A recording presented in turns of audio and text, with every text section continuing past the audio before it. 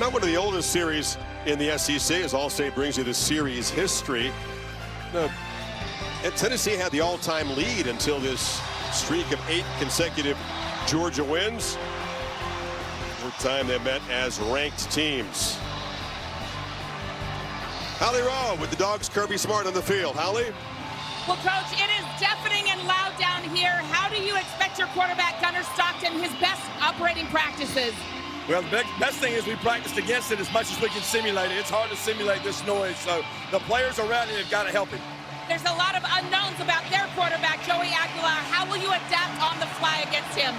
Well, we'll see what they're trying to do. They're really talented outside. They got a great running game as well. It's going to be fun. Hey, Coach. You tried to simulate it by putting the speakers at practice to 12. Nobody plays it louder than Kirby, but it's still not quite the same as this. And take this in. How good is it? Kirby wants his defense on the field first, won and deferred. So you're going to see Josh Turbeville, the the Dogs kickoff man.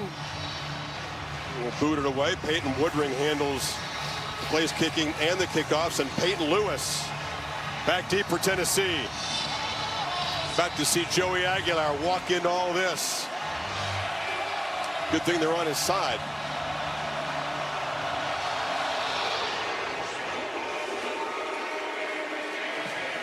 And a touchback. He's 24 years old, from the Bay Area. 0-star recruit, almost gave up football. COVID cost him a couple of years, wanted to be a fireman. City College, San Francisco. Diablo Valley Community College. Appalachian State, again, thought his career was over. Then Diego Pavia wins the lawsuit. He gets one more year, goes to UCLA. Was there for like 4 months until Nico Iamaleava showed up. Then he took Nico's old job, and he's here at Tennessee. Everybody have all that. In other words, he's been through it, and he's come through the other side, and they feel they got a guy that can lead this team. We'll find out today how real that is in the SEC. Deshaun Bishop is the back. They'll rotate them. A nice high percentage throw to get Aguilar going, and they'll pick up 8 yards. Now, the great thing Staley. about Aguilar, Chris, is he's experienced. You know, in this transfer portal era, they love to have vets that could come in, especially at this position. Second and short handoff. Bishop plows ahead, and they get the drive going. This offensive line, as you mentioned in the open, how important it is to be able to have the complement to Aguilar. This offense starts with their running game because it opens up every aspect of their vertical pass.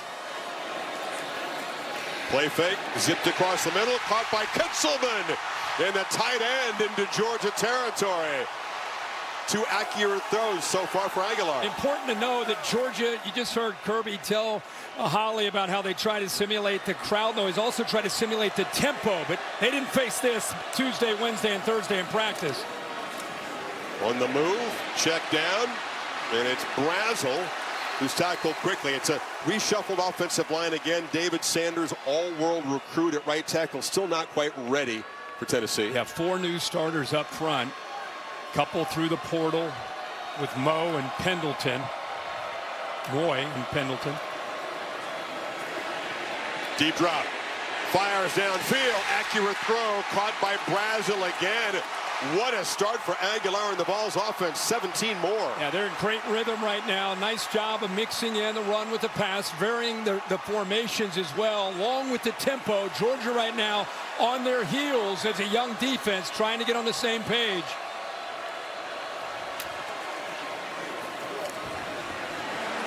Bishop barrels up the middle. This is familiar. Tennessee has really started fast against Georgia. Led 10-0 in Athens last November. It's exactly right. They know when they get into the red zone, like any team, but especially today against Georgia, they can't settle for field goals. They need touchdowns. Crossing route. Catch made. Staley out of his slot. Hard to guard. It's 1st and goal. Yeah, right now, Georgia trying to mix up zone and man coverage. When they're in man, right now, the underneath coverage is lost. Miscommunication, some busts. And every single time they have, Aguilar has found the open man. 5 for 5. This time it's a keeper. Touchdown, Tennessee! Welcome to Rocky Top, Joey Aguilar. Can't be better than that at the start.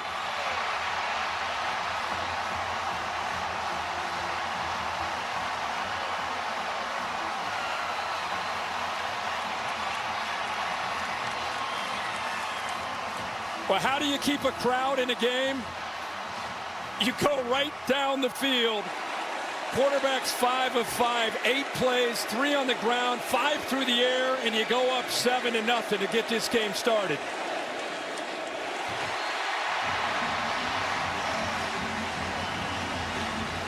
$75 yards and 8 plays and 2.5. And the big thing is they mixed up the looks, and then you get the quarterback run game. Good job of getting behind the big offensive line. The back there, Star Thomas leads the way. And that offense could not have looked any better on this opening drive here in Knoxville at Neyland Stadium to get this Vols offense going. His mom Lydia says, well, we're in Tennessee, right? This is fun right now. 7-zip Vols. Done it again. Josh Heupel and Tennessee has scored in their first possession 5 straight years against Kirby Smart. He showed his team a tape. Here's what happened early. Remember what happened at the end. We won all those games, so he was prepared for this. 2 years ago, 75-yard touchdown run on the first play by Jalen Wright for Tennessee. That's right. Georgia worked their way back, and so here comes Gunnar Stockton. Running is a big part of it. Can they create explosive plays on the ground, but more importantly, can they loosen up the defense, Kirk, today by pressing the ball downfield? Shots have been a struggle through the first 2 games. Some of that's been the coverage that they had faced. A lot of screens, a lot of quick game. Gunnar only averaging 5.3 air yards per target. It's 130th in the country after the first couple of weeks. So you're right. Tennessee wants to challenge him. Make him play quarterback from the pocket. Don't let him get out and create. It's rocking already. Looking at press the ball in the very first play. Nice ball downfield. And the catch is made by Colby Young. Dogs fans have been waiting for that. Well, he got a blitz late. He recognizes a one-on-one opportunity. The blitz comes here. His eyes are up off that play action. He knows he's got his guy. Downfield, puts it out in front, and that's exactly what they want today from Colby Young. Great way to start for the Dogs. He was 1 of 7 on deep shots before that completion. Stockton kind of stumbles as he runs for a few yards. Take a look at the impact players in a second here, but another look at the like I said, Young. Yeah, Chris, the blitz, a little stutter and go. There's the separation. That's a true freshman because their starting 2 corners are out. You got a true freshman who's talented, but first time he's seen SEC football in the very first play. Hey, attack him. Mike Bobo goes right at him against that blitz. Young was a big play guy at Miami. Quiet year for Georgia last year, but very effective weapon. Stockton pulls it and then zips a slant to Zach Branch, one of the new arrivals from USC, and he is a very dangerous guy out of the slot. Got 10 yards there. Impact player is built by the Home Depot, and Georgia's got the ball. Yeah, we just talked about Colby Young, Frazier to run the football, Telander and Redmond on the other side. And there goes Frazier. Plows forward down inside the 15. Telander's the leader. We met with him yesterday. Just a guy that walks into a room. You can see why he's a middle linebacker, why he's a captain of a defense, why he's the leader, 22. He's got to get them right with the different looks they'll get from Georgia. And then I just talked about Ty Redmond. He's one of our impact players because you knew he'd be tested as a freshman, and Georgia goes after him on the very first play to Colby Young. 2 elite corners out of the lineup for the Volunteers. Serious concern. Stockton looking to run. Has blockers off the right side and will muscle for a first down before Jalen McMurray, the star player, got him down. Yeah, sometimes you get zone read. Other times you just get quarterback power. Give them the +1 for this defense to have to account. And when you start to worry about 14 running the ball, then you're going to create some one-on-one opportunities with a very talented group of wide receivers. It's not just 1 or 2 guys. They've got 5 or 6 that they feel can make a difference today in this game. 225-pounder Chauncey Bowens to the right of Stockton now. Stockton keeps it, eludes a man, and scores standing up. Georgia answers immediately. And each quarterback has a touchdown run.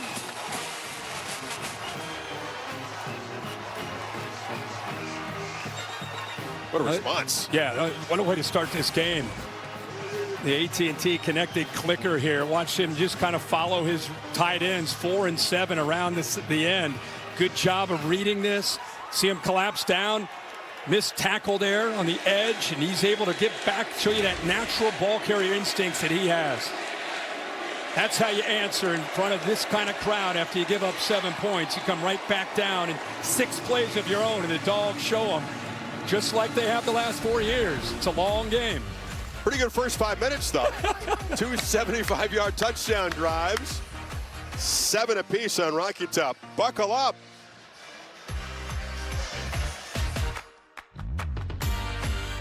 Born right here, downtown Knoxville. Bonus points for your hardcore fans who can name the 3 charter schools no longer in the conference. You can DM Kirk with your answers there. He's eager to get that. Well, Stockton, instant response, the 45-yard strike to Colby Young. And then they muscle it in from the ground, and Joey Aguilar goes back out there after an incredible opening drive for him. 5 for 5 and a touchdown run. What a response, like we said, and it shows you the confidence that they have in Gunnar Stockton. Down 7, crowd going crazy, as loud as it can be. First play, after all the talk about not getting the ball downfield, they give him that chance to take that shot. And let's go back to that Tennessee opening drive, because it happened very, very fast. It was a mix of RPO, where the linebackers were coming up against the run game. At times, when they would blitz, good separation there from Brazil against the young corner. And then this time, you know, the linebackers underneath coverage just kind of getting lost there. And then the QB run game, they did not face one single third down. And that opening drive, they were in attack mode. See what they follow that drive up with.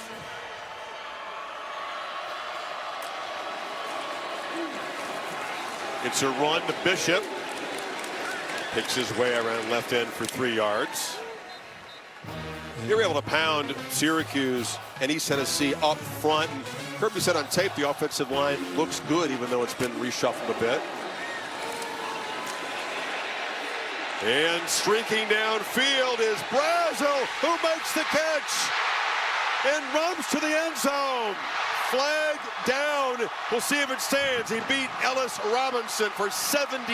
Yeah, it's going to be a flag that they'll decline on Ellis Robinson. He got beat. He ended up trying to catch up, never fall on the football, interfered on Brazel, and then Brazel makes the play, keeping his feet, goes to the end zone. Pass interference. Defense number 1. Penalty declined. Touchdown. This crowd in love with Joey Aguilar at the moment, pressing the ball downfield. Very high on his list of skills. We've seen it already. Yeah, and this is an aspect of their offense. People talked a lot about Dylan Sampson last year. He led the SEC in rushing, and you know, he had to adjust. Josh Heupel had to adjust his scheme to be more of a physical running team. The reality was Nico struggled with accuracy downfield, and as you've seen here, that's not been an issue with Joey Aguilar. If you're a Tennessee fan, how great is it to see that vertical pass game back in this offense? In these first 2 drives, Joey 6 of 6, 134 yards and a touchdown. We're 5.5 minutes into the game. Shades of when Jalen Hyatt was here. They would attack right down the field. Yeah, and I think they feel that this is a great group. And Georgia, again, stunned right now defensively. They've loaded the box against this run game. They're playing man-to-man. Safety gets downhill, so it's one-on-one on the outside. And against this offense, that's the reality. If you're going to put the numbers towards the run game, you're going to leave yourself one-on-one on islands. And that's Ellis Robinson, a 5-star from a year ago. He's a redshirt freshman. Gets beat, has the interference, and what a job by Brazel keeping his feet. Second straight game that Brazel's had an early touchdown. The guy who came from Tulane.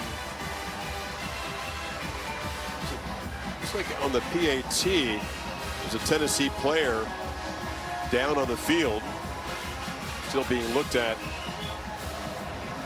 Looks like it's Bennett Warren, who's a backup offensive lineman, part of the PAT unit.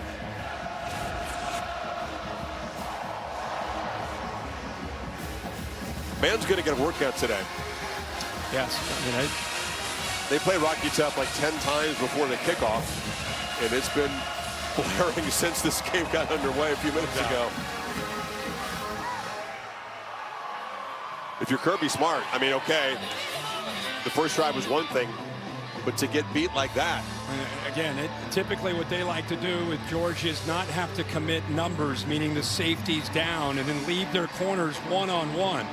They usually are good enough at the defensive line where they can beat up this Tennessee offensive line without having to commit. And what that allows you to do is keep 2 safeties back to prevent those deep shots. Good to see he's up walking it off Bennett Warren. But there they got caught cheating a safety down. They left them one-on-one, and they made them pay for it. Say it's a long game. 85 degrees is the temp. The real feel with the humidity is 90 degrees. Kirby Smart, very mindful of that. And we'll see as this game wears on. If they keep running up and down the field, it is going to be a test of stamina and conditioning. Zach Branch at the goal line as Tuberville boots it away again.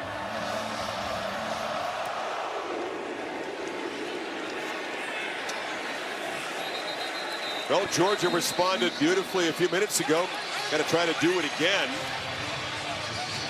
They have to respect the shots, though. I mean, Mike Bobo, I like that right away, calling that in the very first play. Well, and I think it's, especially like I said, all the noise on the outside about not getting it downfield in this stadium, down 7 in the blink of an eye, and they said no problem. Let's give our guy the ball and let's show him we believe in him. And what a drive they put it together. Now, another answer needed by Gunnar Stockton and the Dogs offense.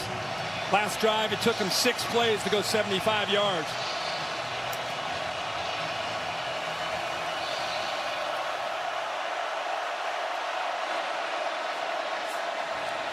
And off on the right side, that's Dwight Phillips, the speedster, who was stopped for a short gain. They wanted to reemphasize the run game, Kirk, which was incredibly second worst in the SEC a year ago. Yeah, exactly. And this is how you do it. You get Farouk downhill.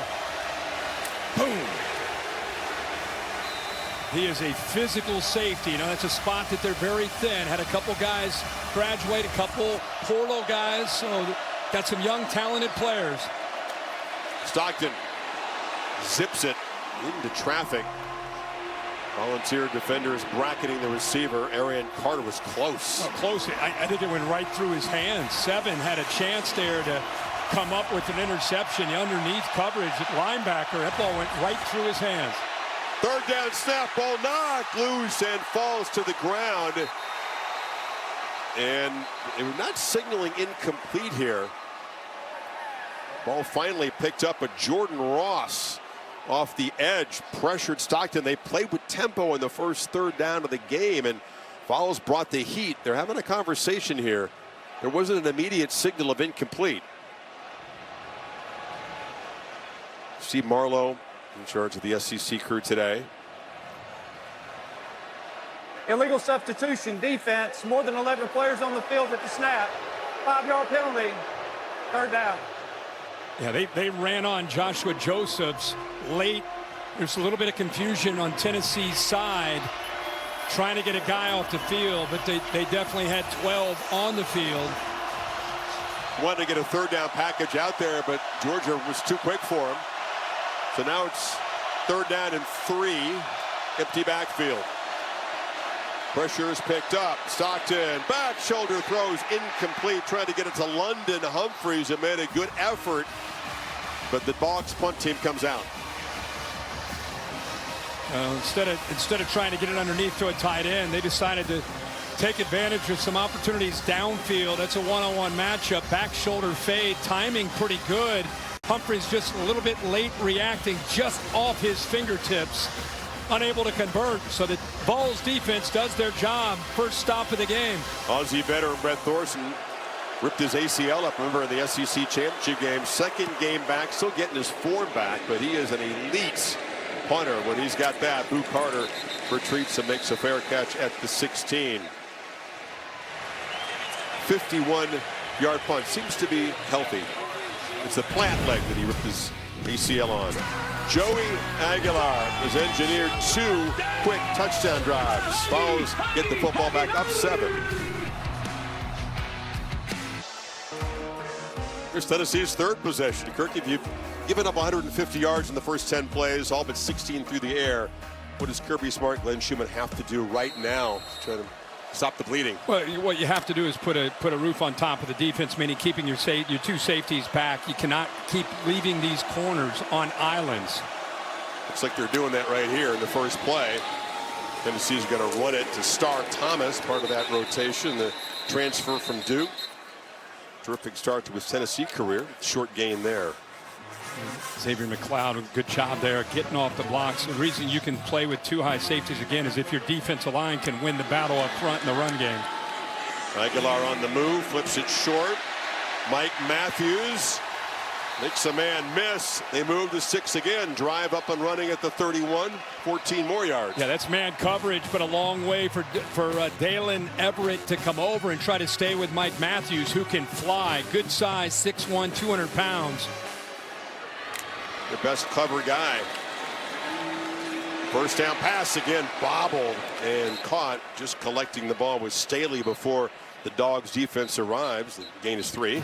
It's a new wave of wide receivers we're seeing here in Knoxville. Mike Matthews, Braylon Staley, the 2 front runners, along with Brazel, who's back from a year ago.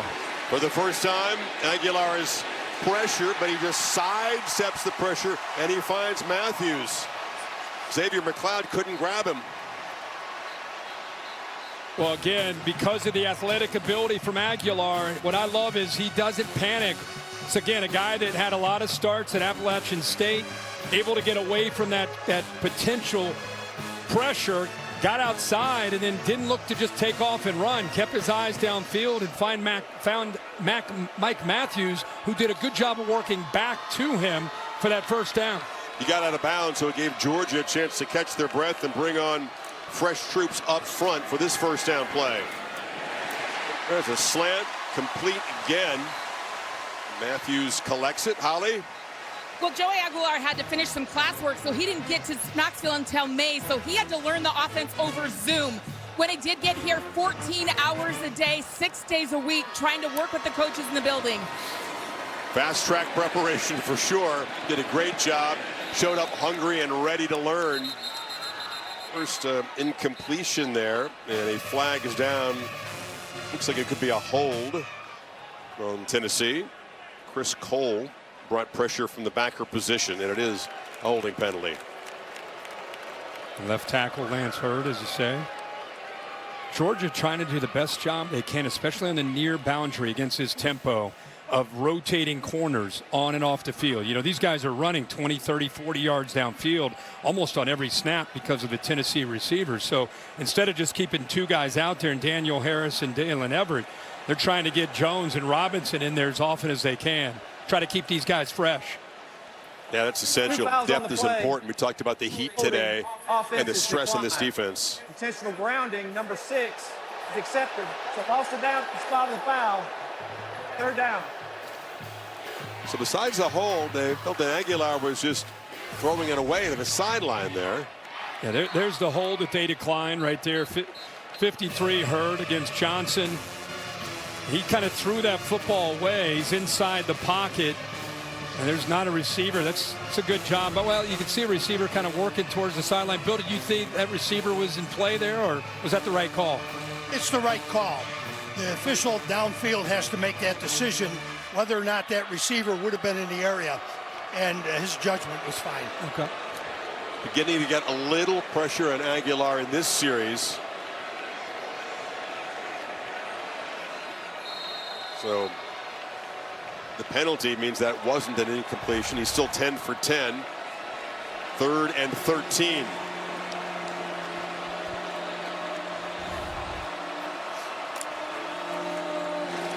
Dogs drop and play coverage, and incomplete on the far sideline, and Tennessee wants and gets a flag. That's Robinson. Tough start for him guarding Matthews. Yeah, Matthews just got to the top of his route, wanted to try to work back, but there was a hold there by Robinson, and like you said, 2nd time he's been called for interference. First one was declined. This one they'll take.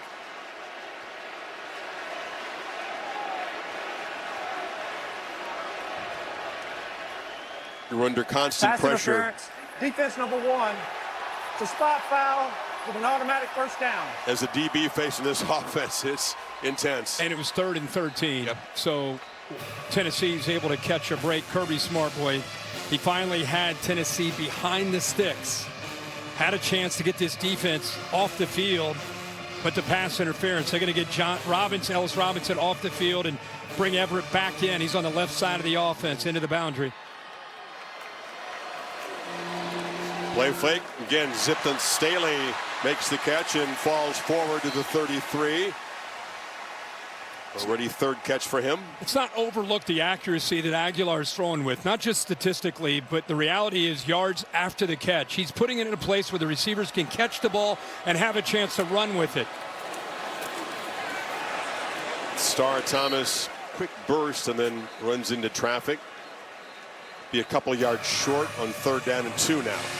Pretty good when you, all the talk about Aguilar and his travels, and he was at App State, and he went to UCLA, and now he's the quarterback here in Knoxville. How would he be? And he's 11 for 11 to get this game started for 185 yards. Ethan Davis, Vols tight end, ran off the field holding his arm. That's what the delay is for.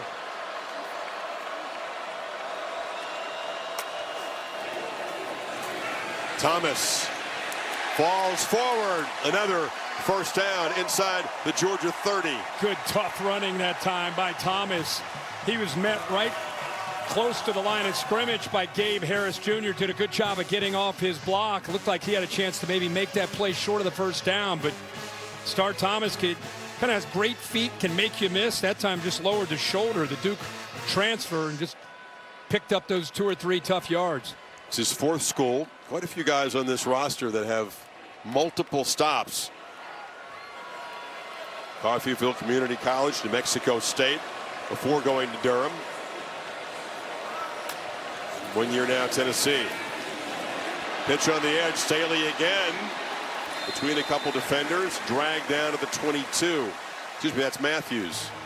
Remember, Chris, you asked me at the beginning of this drive, what can Kirby Smart do? And I mentioned putting a roof on top.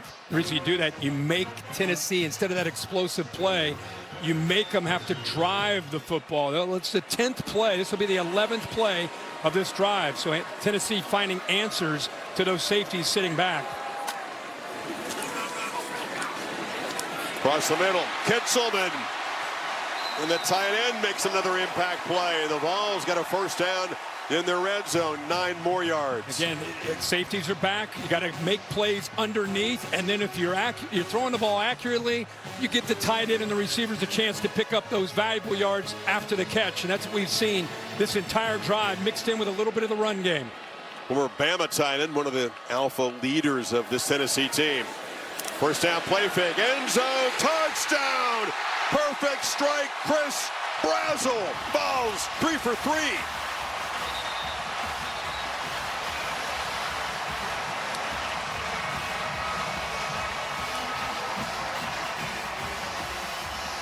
I mean, this isn't tricking them with tempo and, you know, in different formations. This is just flat out great execution by Joey Aguilar and Josh Heupel in this offense.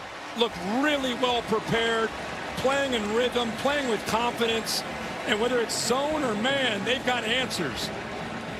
You come out of the Sun Belt, the one game against high-quality competition. Clemson cleaned your clock. He's starting 14 for 14, 213, 2 touchdowns. Yeah, pretty good start.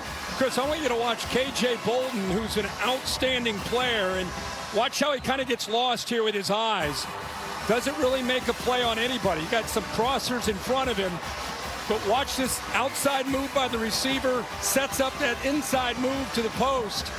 But the free safety, KJ Bolden, who's a great player, all-conference, maybe all-American caliber player, just got lost with his eyes in the backfield and with the receivers crossing in front of him, and he completely misses to get back and support the corner, and Brazel makes him pay for it. Great job again by Aguilar throwing in rhythm. Nobody has ever lit up a Kirby Smart defense for more passing yards than that in the first quarter. Now, this is the, you know, you got to go back to Hendon Hooker's. The last time a Tennessee offense looked like this, whether it's Georgia or anybody else, just the execution of it, the way they're firing on all cylinders.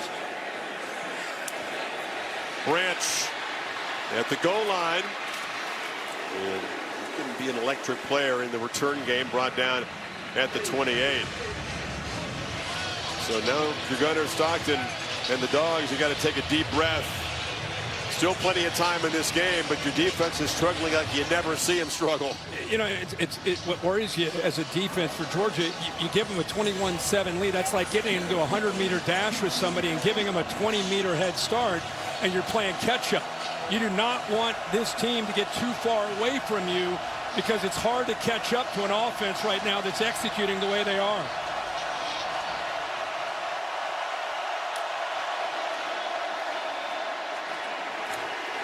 Josh McCray, part of a 5-man tailback rotation. He gets a few carries per game, gets a few yards there. Tennessee mixing in some of their own depth. Edwin Spillman in right now. They're very high on him. Middle linebacker in for Thielander.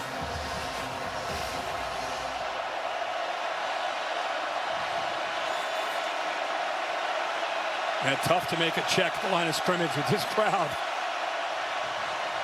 Plenty of time on the clock. McCray again makes a cut and spins forward out across the 35. It'll set up 3rd and 2 now. So you're saying this 3rd down's important, even though it's really early. Very important. Now, having a running quarterback in these kind of situations really helps, whether you utilize it or not. Just the threat of it, something that Tennessee's got to be aware of.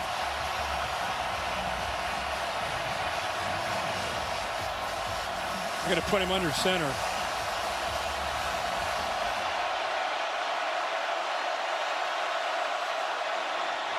Handed off inside McCray. 3 carries in a row. Flag is down. It's enough for the first down at the 39. Check the marker.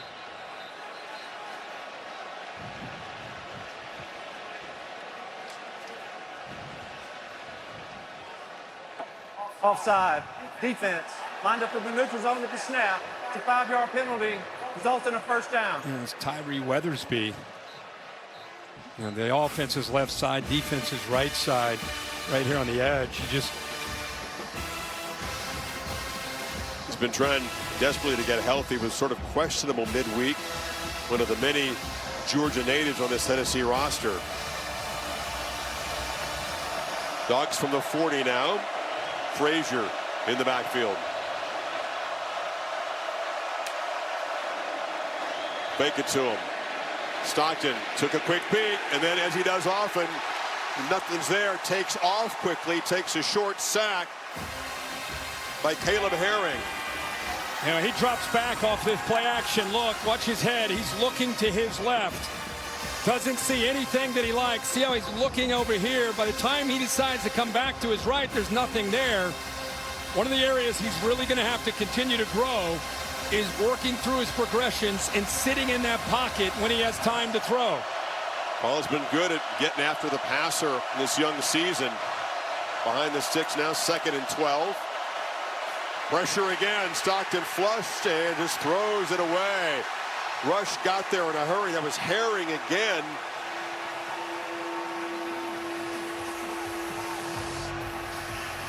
Tyree West in hot pursuit as well. They've got a number of guys that can get after this quarterback. Herring has got great length. It showed you that time the kind of speed he has off the edge. You lose a guy like James Pierce to the NFL, you wonder who's going to be those next guys that kind of step up to do it. Herring there. Joseph in this situation, also a guy 19 that can get after him. It's a committee, isn't it? Swing pass to Cash Jones. Their 3rd down specialist had a long way to go and didn't get first down yardage. We'll see if Smart now near midfield feels like going for it on 4th down. They need 4. With the way this Tennessee offense moves the ball, that'd be a gutsy call by Kirby Smart. Maybe a hard count to draw them. I mean, the last 3rd down they had, they were able to get the offsides. Just Tennessee lined up offsides. Need 3 officially. Jones in the backfield. Hard count with a timeout. Are they going to go for it? Play clock at 2. They're going to run a play, and they get it. Slant to Zach Branch on target, and they're inside the Tennessee 40. Well, he got to the inside against Pooh Carter. It's the transfer from USC. to the left side of the offense. The inside slot receiver does a good job at the release. He won that at the release. Good isolation there up at the top. And with that kind of speed, once he won at the line of scrimmage, he's just able to pull away from Boo Carter. Gutsy call by Kirby, and it pays off. Branch has already become a trusted target for Stockton. The first down throw zipped over the head. These guys very busy, as you said, out of the inside slot. That time he'll move him all over the place. He will get downfield and threaten the defense vertically, even though he's also very dangerous near the line of scrimmage with the football. Yeah, he sure is. Like you said, he's kind of a joker. They will move him around. But you look at he and Colby Young, Noah Thomas, who came over from A&M, London Humphreys, the two tight ends, Delpin Lucky, Dylan Bell, and then the freshman. They've got a great group.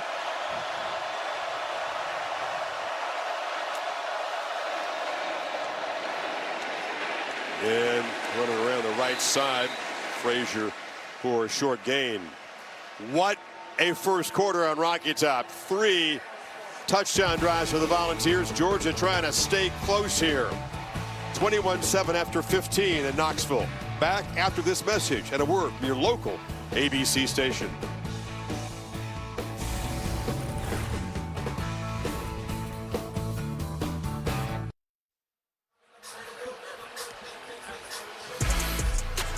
Fun start to this one.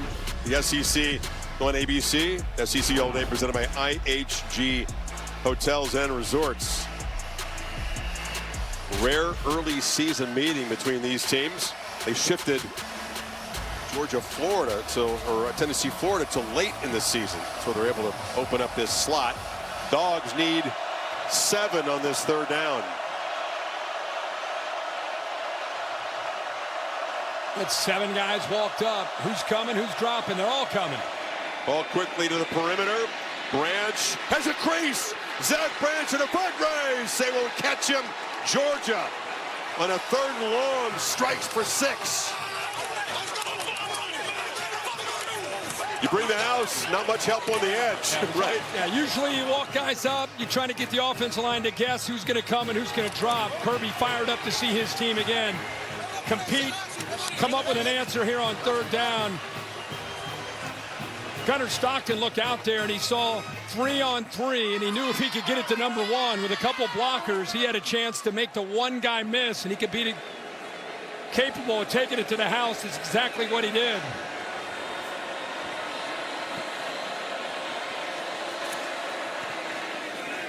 So Branch, a big part of that drive, and Georgia back within 7. You got 3-on-3 out here to the outside, and Gunnar Stockton knows, even though he has some distance to pick up on this 3rd down, he knows that if he can find this man right here, he's got a chance to potentially make a difference. There's the blitz Chris talked about. They're bringing one more than you can handle. Paul's got to get out in a hurry. Now, make a guy miss. Really tough angle there by the defender Turline, and allowed him to really turn on the gas. We've known his ability as a returner. Here he shows you what he can do with his ball in his hands as a receiver. What a great job by Georgia responding there. Yeah, you're right, Kirk. 2 good blocks, and then Turnside takes 1 bad angle, and Branch too fast to recover. Yeah. Turtine's the leader in that back end, but just doesn't have the speed, the gears to be able to stay with Branch. Not many do. What a test here for Georgia.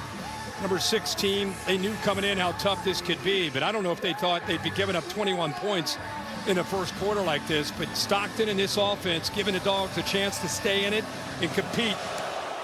Well, the names change, but Georgia's DNA, there's a reason why they've been on or near the mountaintop in college football for years. Resilience. Yep. They don't panic. If you don't put them away, they're just hanging around. Give up 21 to Alabama. Remember on the road last year, defensive nightmare for Kirby Smart. Eventually came and took the lead. That's right. You know, Ryan Williams had the last word, but they fought back in that game, and they're fighting back here. Yeah, and we talked in the open last 4 outings. This is what Tennessee's done against Kirby. 210 passing yards. Look at this first quarter, 213, and already 21 points. They've averaged 14 for the whole game in those 4 games, and they got 21 in the first quarter.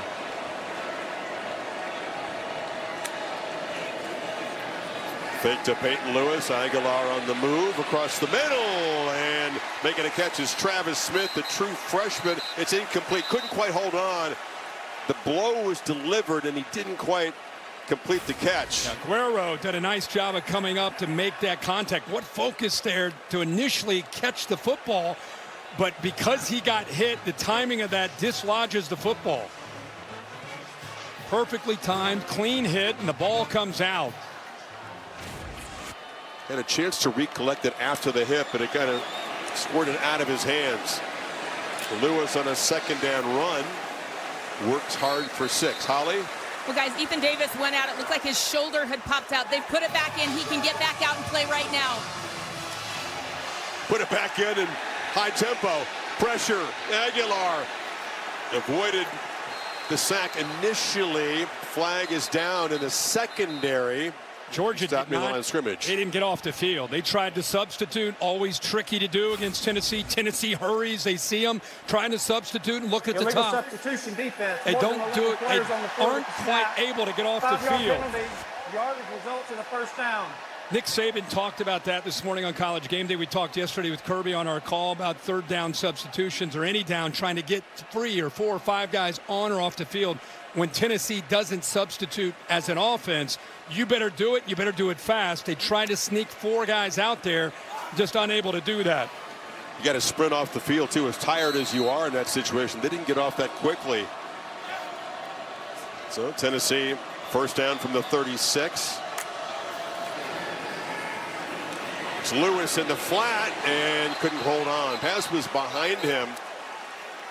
Pressure coming off the edge there by Janelle Aguero.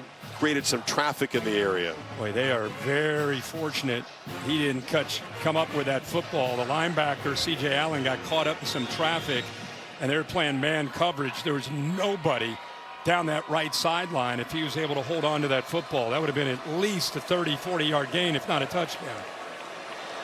It's the second time, that previous play, second time Tennessee's been able to pick up a first down on a third down via a penalty.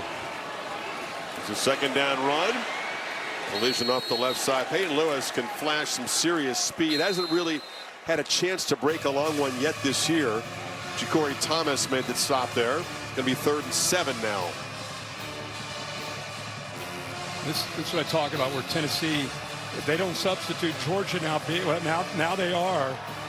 They are going to substitute because Tennessee brought a player in. So they hear Kirby's talking to the official about making sure they have time to get their guys on the field.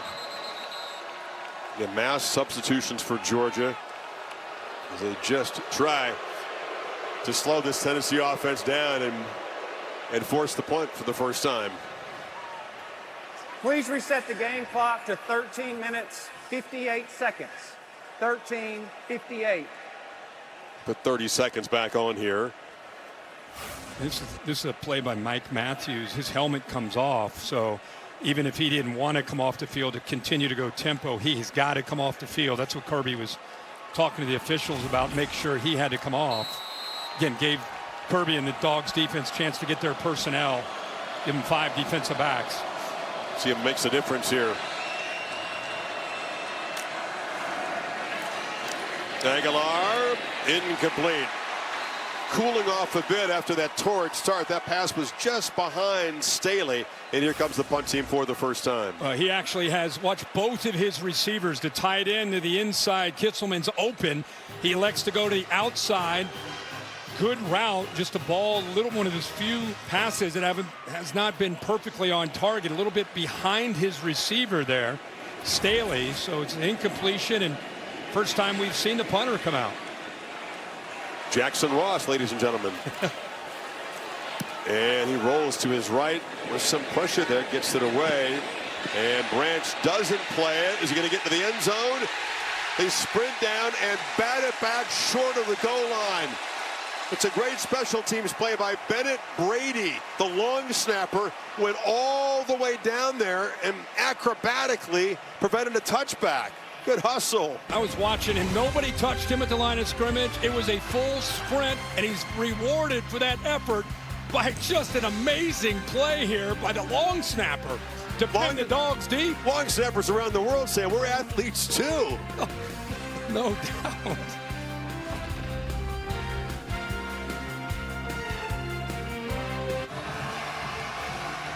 who's going to be in the Taco Bell Live Más Student Section of the Year. Only one can claim it. Ohio State won it last year, and we'll see this year's champion. Bennett Brady, you're a long snapper. You're a backup. It's your 4th year in the program. You practice over on the side field, disconnected from the program. 110,000, you get to run down the field, dive, and keep a ball in play, and pin your arch rival at the 3-yard line. Good for him. Yeah, just being an athlete, right? What a play. Stockton in the end zone along with Bowens, who's got it, and he bursts forward out across the 10. So they had little breathing room there with about 6 on first down. Arion Carter made the stop. Good job at that left side of the offensive line. Considering their pen, they open up a nice hole there for him to get downhill in a hurry. Should mention a true freshman, a 5-star. Juan Gaston is in the game at right guard. He's been in the last couple series. He's been banged up. We didn't know if he would go, but true freshman for Georgia, 6'7", 360. Future superstar, but lined up there at right guard. Yeah, your first quarter of your college career, you get injured. An ankle and an MCL in there now, playing through some pain, and the Dogs able to get a first down. Dylan Bell, versatile weapon, involved for the first time, moves the ball across the 15. Again, good job of recognizing the blitz there. He had an RPO set up. Always has the ability to flip it out to the receiver. Saw the blitz into the boundary and got it out there in a hurry. Picked up a good block and a nice first down to get away from their own end zone.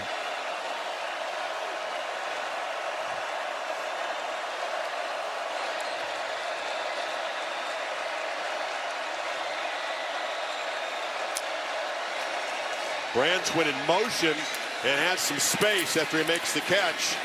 Kind of tracked across. They didn't really follow him. That's a nice first down chunk. Ty Redmond forced him out. There is a penalty marker on the field.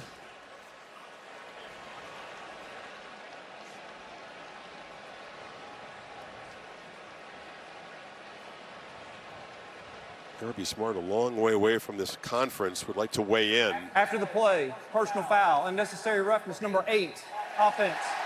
At the distance to the goal, second. Colby Young spotted with the foul, so that will back him up 15 just when they had some momentum in this drive. Yeah, he's trying to make an effort play, he's downfield right there in front, picking up a block, trying to help. The only thing is he just kept working 5 yards out of bounds. That last shove, huh? Yeah, the last shove when the penalty came out. Kirby said, went into his temple, the universal symbol, we got to be smart. Something else for Georgia to recover from. 2nd and 15. Bubble screen. Young trying to make up for it. Gets back 13 yards. Sets up a 3rd and 2. You know, all these quick throws we've seen really in the first 2 weeks for Georgia. It's you know, there's screens, but it's an extension of their run game. With Tennessee pressuring and linebackers getting downhill, a great answer to that is just flip it to the outside and ask your receivers to win one-on-one, whether it's running a route or trying to make a play after you catch the football.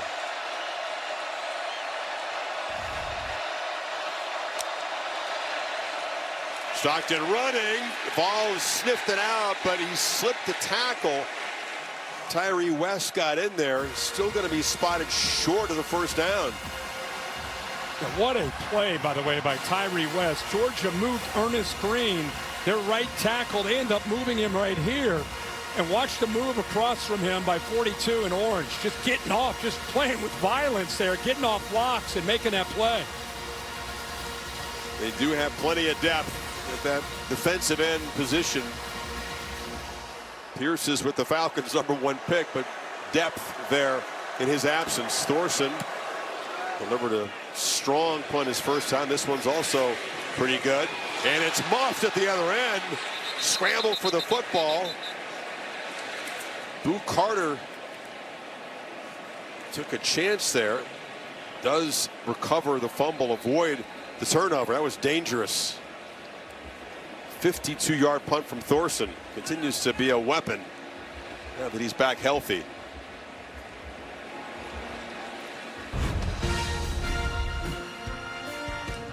Tennessee trying to get the offense going again. 21-14 Vols.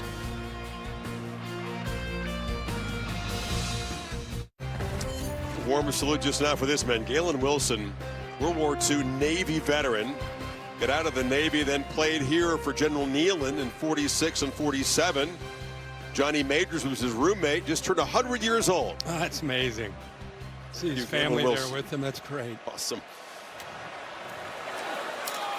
He tries to get the drive going. And this is Bishop off the right side. Picks up about 6. They're going to get back to that tempo. He just joined his first 3 drives for the Vols, resulted in touchdowns. Last drive, first punt of the game. Aguilar, after 3 straight incompletions, which came after a 14 for 14 start, finds Matthews first down to the 40 in front of Dalen Everett. Yeah, Dogs brought the blitz here, but look at the hands here by Matthews. Watch him come back, and then all hands. Love to see that as a quarterback because you know you can trust him. That time he kind of used that left arm to wall off the defender, went up and snagged that. Aguilar took his eye off the football, fumbled the snap. Matthews was a 5-star recruit. Nagging injuries, never got his freshman season going, but you can see he's part of a really talented and varied receiving corps for Aguilar to work with this year. Yeah, I agree with you. You know, he's got good size. 6'1", 200. In high school, he played defensive back and receiver. Took him till last year to really start to hone in, and really has taken off in camp this year. You can see it. 2nd and 14, deflected. Flag is down. I wonder if they lined up in the neutral zone. Raylan Wilson got a hand on the football. Yeah, they did. Kind of looked from here that. And man. Offside. Yeah. Defense number 90 lined up in the neutral zone. 5-yard penalty. 2nd down. Number 1 defensive recruit in the recent recruiting class, Elijah Griffin. Yeah, he's right here.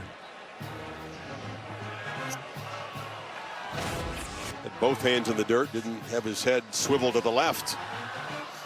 Things like that matter against this offense. They had lost 5 in the first play, give them 5 back. Yeah.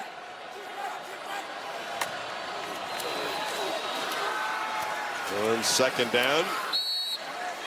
Run is smothered as Bishop. Very little running room. Griffin makes the play that time, and it sets up a 3rd and 7. With the third down Tennessee's had, remember they went right down the field without needing 3rd down. Don't feel the same urgency. Georgia's able to rotate again, trying to stay fresh, trying to adjust to the down and distance here on a 3rd and 7. Get their better pass rushers in, better coverage unit in.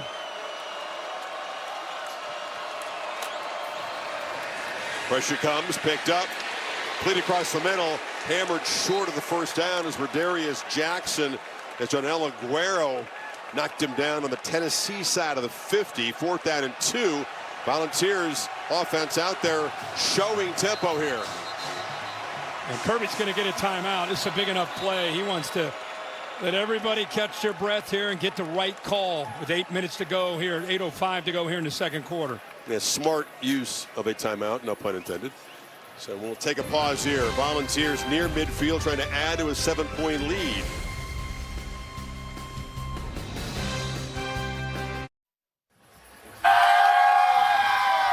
Got to win the national championship trophy, making the rounds here.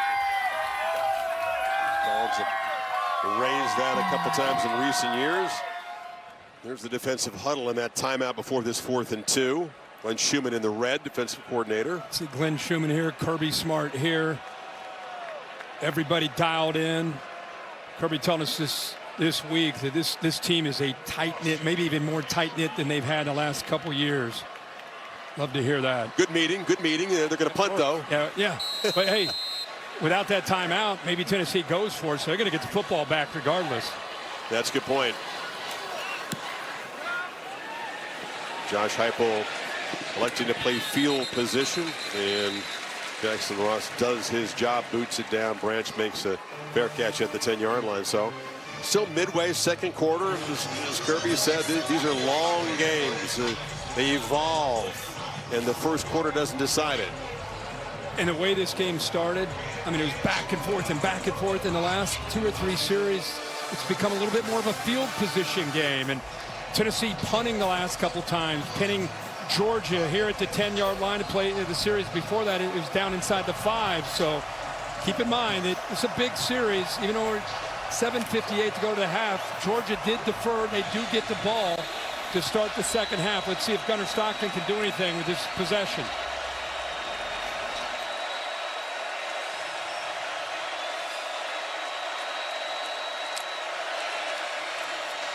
Chauncey Bowens runs into an orange wall. Jeremiah Thielander made the stop. Georgia native, no Georgia fan growing up though. His dad coached college football a lot of different places. Utah, Bowling Green. Yeah, impressive guy. Loves the game of football. Bryson Eason, also 20 right in front of him, able to get penetration and free up Thielander to be able to get in there. Thielander's dad was around guys like Spagnola, Andy Reid, Dirk Cutter. Yeah. Stockton on the move into traffic. It's broken up. Flags. 2 of them come in. 3 of them now. Idris Farouk. Looks like he got there early.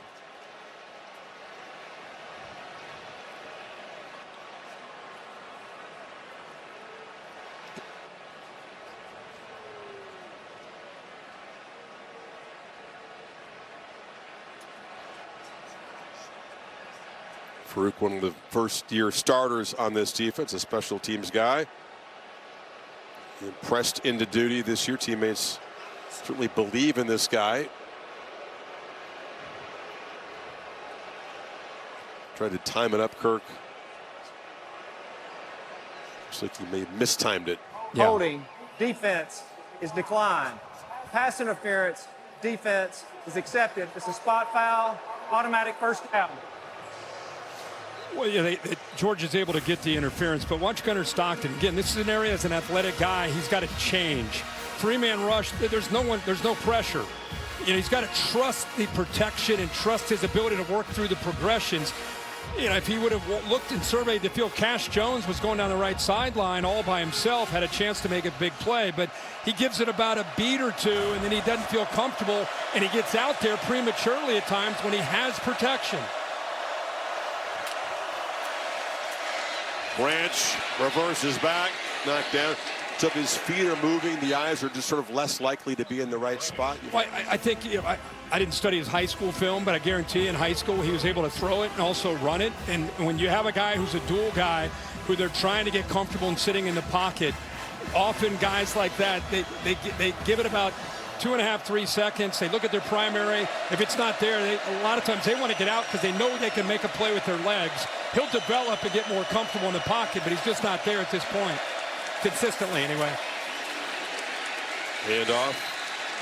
Smashing into the line is Phillips. One thing that's interesting, you know, Mike Bobo loves his tight ends. They had one of the best to ever play the position of Bowers, but they've also got Delp and Lucky. Quality to haven't targeted a tight end so far today. Not at all.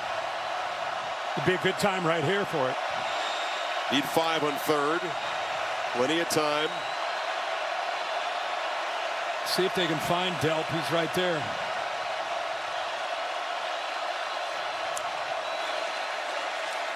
Pressure comes. Stockton has time and loops it down the field. Another flag comes in. That's the freshman again, Ty Redmond. They've been targeting him this entire first half for some big plays. Get an interference this time on him on a big 3rd down play. And to cover Noah Thomas, the big 6'5" receiver. 15-yard penalty, automatic first down. Brought him in from Texas A&M. And they're 2 for 3 for 55 yards going against a true freshman, and now you get a PI on a 3rd down. Too handsy. Oh yeah, grabbed a hold of the jersey. Gunner wanted it right away and got it. Like I said, it's a big drive for Georgia. Started at their own 10-yard line, caught a few breaks with some penalties.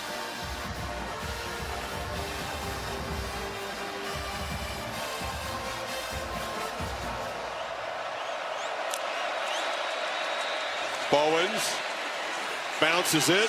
Chauncey Bowens gets to the edge and rumbles for close to 10 before Joshua Joseph's got him down. Actually, they'll spot it right at midfield, so it's an 8-yard gain. Watch this job here by the Tennessee interior. It looks like they take it away, but Bowens does not give up on him. Then look at 14 out in front, the quarterback trying to make a block, trying to help his running back out. I don't know how they spotted it at the 50, but that's where the football is. Looks like he fell well across that.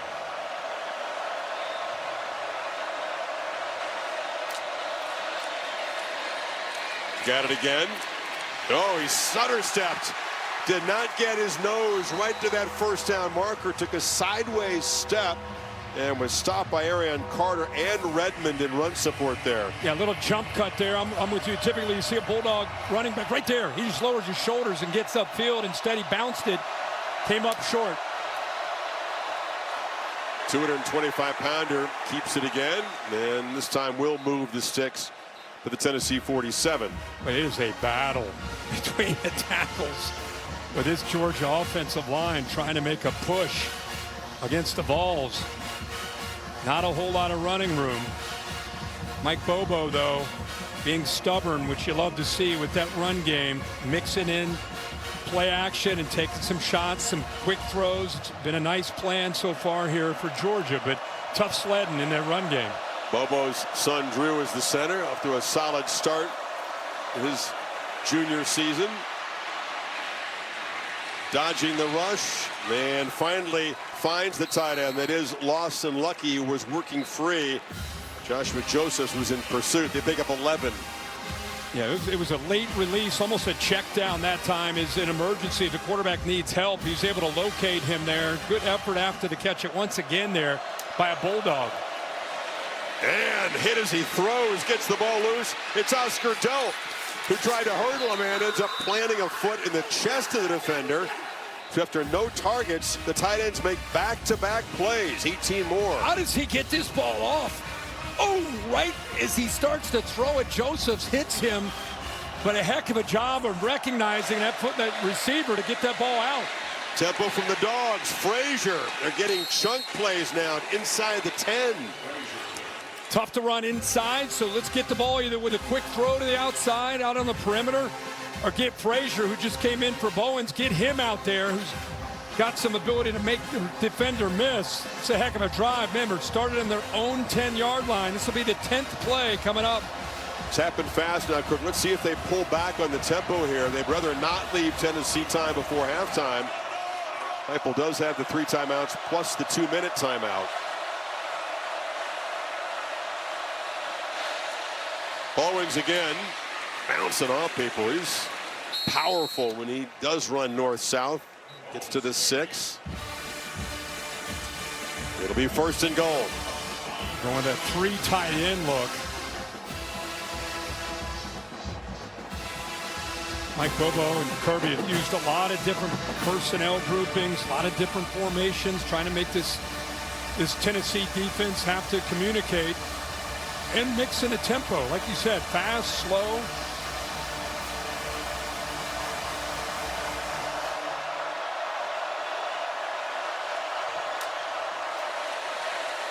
Frazier. Downhill for a few.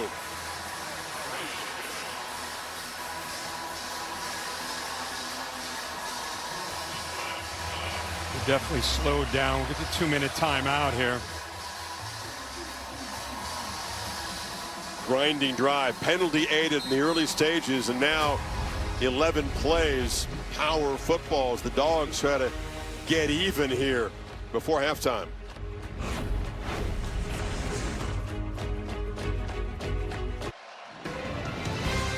Great September day in the SEC. When we are done here, it's off to the Bayou.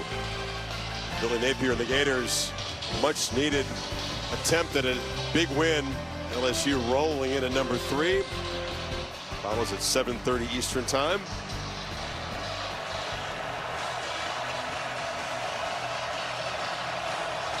Second and goal. McCray is the back.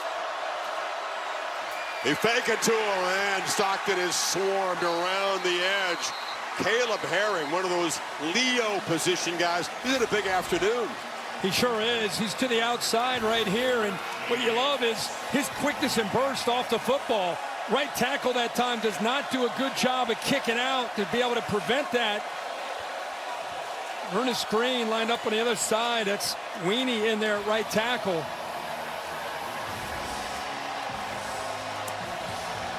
They lost an all-world guy at that position. He's part of a squadron of them trying to make up for it. It's 3rd and goal coming up.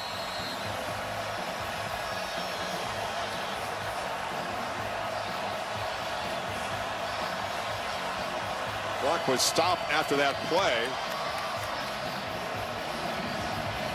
Bill, why would the clock be stopped here? I'm going to check the board, but I think we had a team timeout. Okay. Tennessee may have used one. Sorry, I didn't see it. 3rd down coming up. On the move, Stockton. Knocked down short of the goal line. Jalen McMurray was tracking him. It's 4th down. See what Smart does here. 2 yards short. Tennessee playing enough zone there underneath, and they got speed to be able to chase Gunnar Stockton down. Eyes on a quarterback, especially in this area, huge. Great play by McMurray. So Tennessee will take another timeout here before this 4th down play. For now, the offense in play for Smart. Getting to get the football to begin the 3rd quarter. Still confused by the previous play. After that sack, the game clock. I think Tennessee had taken a timeout. I didn't see them signal that, but they've now got just one left. One left, okay. So trying to happen quick. Preserve some time. Whatever happens in this play or this series, they will have an opportunity to get the football and do something with it.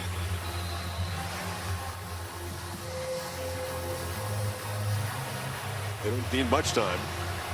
Well, the first 3 possessions, touchdown, touchdown, touchdown for the Vols. The last 2, punt and punt. Stockton is a runner, an obvious option here. And now certainly it'll be a focal point. Now the kicker's running out. Well, Stockton also is the holder. Peyton Woodring, the kicker, is out there, and yeah, when your quarterback's also your holder, I guess you can play a little deception. So they're lining up as though it's going to be a 20-yard chip shot to cut into this lead.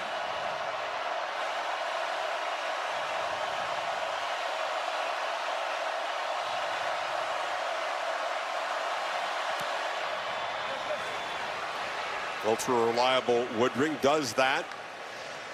14-play drive, 88 yards. Penalties got it started, but Smart able to chip into this lead again. Kevin Nagandi, halftime a minute 42 away. Let's check in with you. Chris, thank you so much. State Farm halftime report with Booger McFarland. Down goes Clemson. How Georgia Tech pulled it off. We got highlights from Atlanta, and we're keeping an eye on Miami and USF down in South Florida. Meanwhile, SEC Network, Boog, what's going on with Texas? Another slow start? Yeah, no doubt. Arch Manning still throwing the ball very inaccurately, but he can use his legs, the athleticism, to pull the zone read and get to the corner touchdown horn. It's only 7-0 second quarter. SEC Network, Texas over UTEP. Back to you, Chris.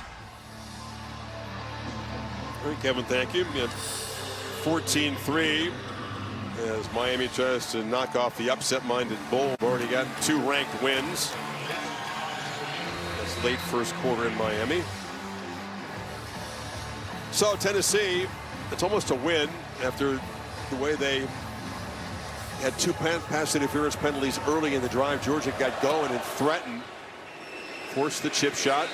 Yeah, we'll see if Aguilar and this offense can get some rhythm back here. Yeah, in those first 3 drives to this game, there was a lot of big plays. They had 6 plays over 15 yards. Aguilar was in great command, and Georgia answered right back. I mean, it looked like we had ourselves a shootout. Both those drives, 5 minutes in, it was 7-7, and Tennessee didn't stop. In fact, first 3 times they had the football, they put 3 touchdowns up in a hurry, in a blink of an eye. But give Georgia a lot of credit. Just kind of weathered that storm with this crowd in Knoxville, got the ball to Branch, get it to 21-14, get the field goal now, 21-17, get the ball again to start the second half. Aguilar across the middle, it's incomplete. So he's just 2 for 6 after that 14 for 14 start. C.J. Allen delivering the shot there. Yeah, great job by C.J. Allen. He's out here and he's just reading the eyes of the quarterback, and they bring him inside just enough to get, looked like his fingertips on that to knock that away.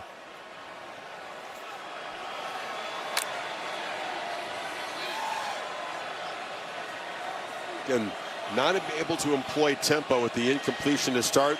Much more methodical since that torrid first quarter. Star Thomas spins in the hole, falls across the 30. 3rd and 4 now. They have the 1 timeout, clock moving for the moment. But again, not the kind of tempo that was really troubling Georgia in the early stages. Yeah, and you won't see it unless they pick up this first down right here. I think Josh Heupel intentionally just kind of working a little clock. Now Kirby said he's working a little bit too much clock. They'll use one of their 2 timeouts remaining.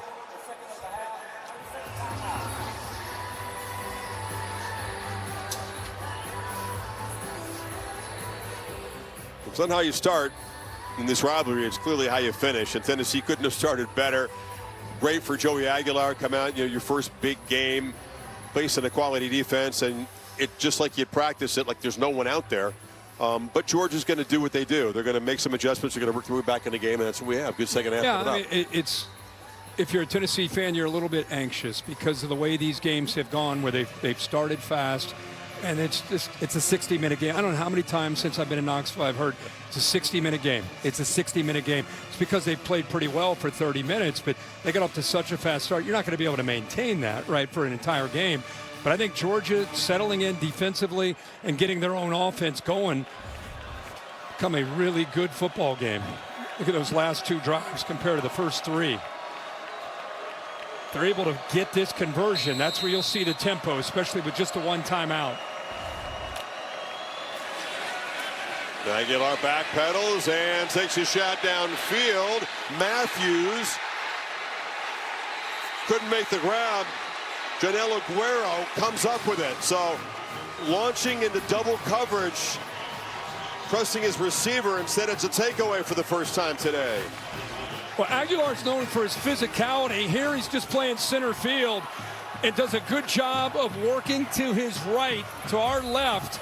Ball is hung up there, and Aguilar's gotten away with a few of those in the first 2 weeks against inferior opponents, but not against Georgia. Brought to safety over with his eyes. It's a guy that threw 24 interceptions in the last 2 years at App State.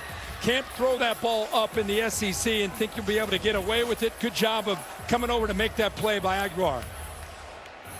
The Dogs 1 timeout, a minute 2 from their 30. Let's see if Mike Bobo, knowing he's going to get the football to begin the second half, gets aggressive here.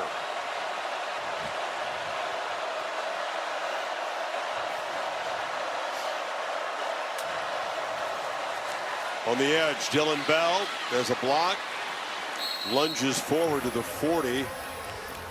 It's just short of the marker. Clock moving inside of a minute.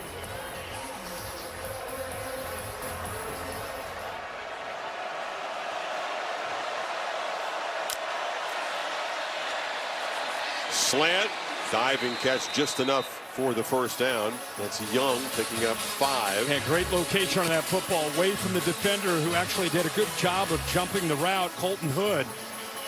But threw it away from him and used the length of his receiver, Young. Sticks are ready, clock moving again. Here comes pressure. Stockton rolls to his right. Flag is out. He almost threw an interception. Ty Redmond, that freshman corner, has been a focal point.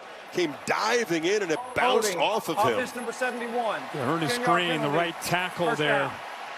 Again, when the quarterback leaves the pocket, it puts the offensive lineman in tough spots when it comes to dealing with the rush. They're expecting him to be in the pocket, and he gets out there. He feels that pressure. 71 right there on the hold, and a risky throw into traffic. It was dangerous. Very dangerous. There's the hold right there on the left. The field is shrinking right as he continues to roll. An opportunity for Redmond there. Instead, 1st and 20.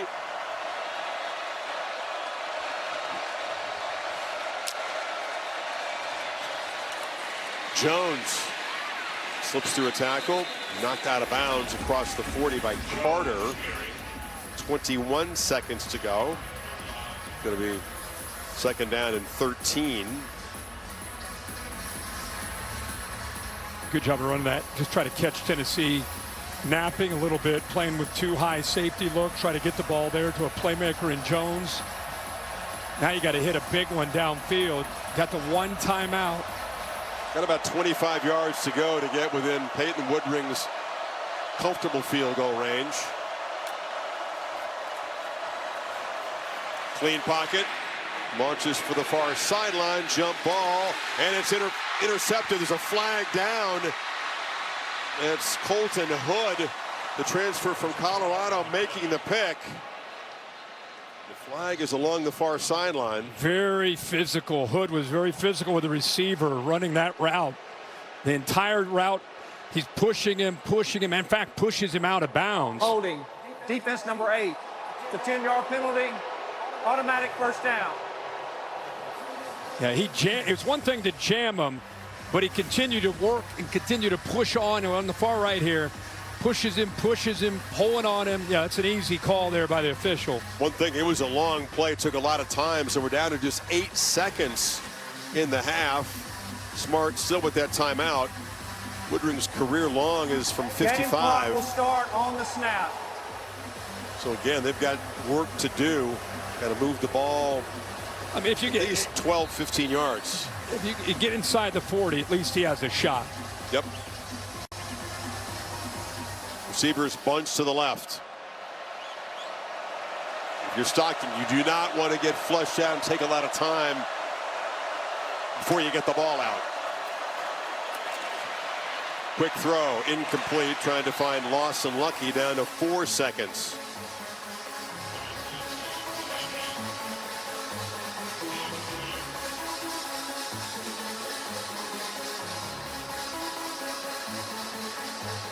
That took 4 seconds. Can you get an incompletion to get the clock stopped within 4 seconds to get the field goal team out there? Yeah, tough to do. At least they got the 1 timeout. You can throw a quick ball and just instantly take a knee as soon as you catch it and call the timeout from the sideline. Yeah. Looks like Tennessee's going to call a timeout. Use them if you got them. Just trying to get defense on the same page. I'm just see. Your 2 options. Idea is a quick pass. Yeah, your 2 options if you're Georgia. The ball's right at midfield. You're either going to throw that really, really quick pass, instantly go down, call the timeout. And even that, it's going to be tough to do that within 3 seconds. And the other option is you throw the Hail Mary at the end of the half. You got a couple receivers. Colby Young, 6'4", Noah Thomas, 6'5". Humphreys has got London Humphreys has good size, so you got some bigger receivers at the very least maybe could tip the ball up. Delp's a guy who could get down there. He's also at 6'5".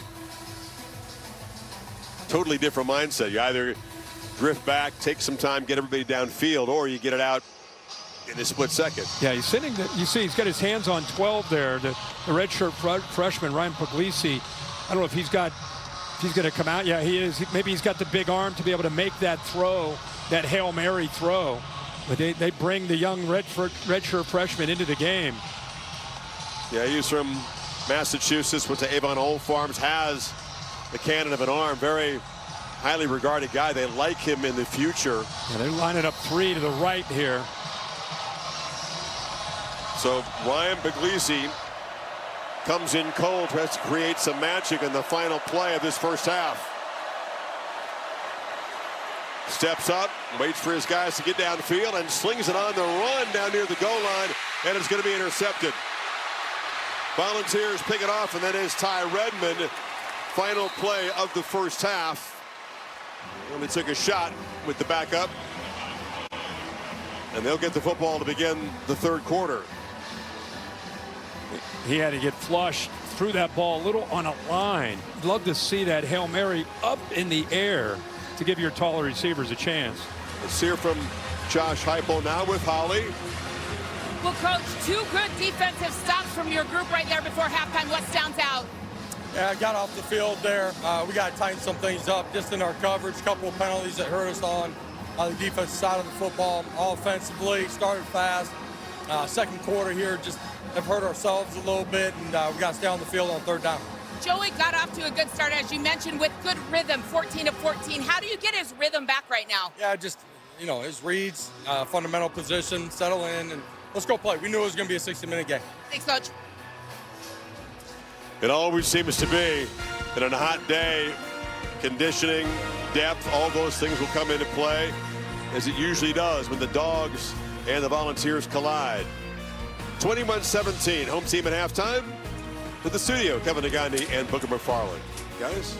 Chris, thank you. State Farm halftime report in studio. Josh Heupel 0-4 against Georgia and Kirby Smart. Joey Aguilar threw his first interception. Yeah. Look, really, though, these are 2 storied defenses. How about the offenses? They opened up the playbook. No doubt. The story of the first half has been the big plays. We talked about Georgia airing it out, getting some big plays. They throw it 45 yards down the field to Kobe Young. Gunnar Stockton finally throwing the ball down the field. And then Tennessee. This is a big play offense. Joey Aguilar down the middle of the field, 75-yard touchdown. Really the difference in the game so far, the Tennessee defense making a stop in the red zone is 21-17. Yeah, this is the storyline. Georgia, when you take a look at it, first 2 games on defense, had given up only 15-plus yards 5 times. We had 6 of them from the Tennessee offense in the first half. Big plays galore, up and down the field. The key to the second half, which defense can figure out a way to make the important stop. Well, the Georgia offense will be on the field first. There you go. That's going to be a big story leading into it. How will they respond? Why are they celebrating in Atlanta? They should be used to this. Georgia Tech fans taking down another giant. Highlights on Clemson going down, plus reaction.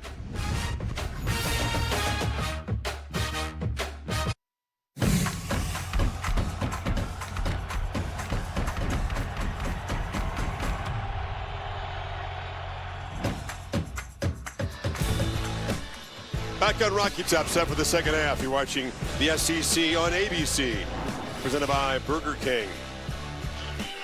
Chris, Kirk, and Holly back with you. The trend is strong, familiar in this series. Tennessee starts quickly, but Georgia perseveres. And you don't knock the Dogs out of the early rounds. You got to withstand their pushback. And we'll see if Tennessee can. Georgia gets football to begin the third quarter. Is this the year that's different for Tennessee? Well, if it's going to be, it's going to be because Josh Heupel goes back and says, guys, we've learned about this series. We know how it's gone. We're going to get back to being that tempo team, that aggressive attacking team we were in those first 3 series when they were able to put up 21 points in the first quarter. Here's the coverage where it counts, presented by T-Mobile 5G Home Internet. The Dogs' last drive of the half. Yeah, right towards the end of the half, they had a chance to potentially tie this up. Nice run on 1st and goal, but then the Vols did their job. Caleb Herring coming off the edge there, coming up with a nice sack. And then they flushed the athletic Gunnar Stockton out of the pocket and eventually chase him down with Jalen McMurray making that play to force the field goal. And that's how we got to 21-17.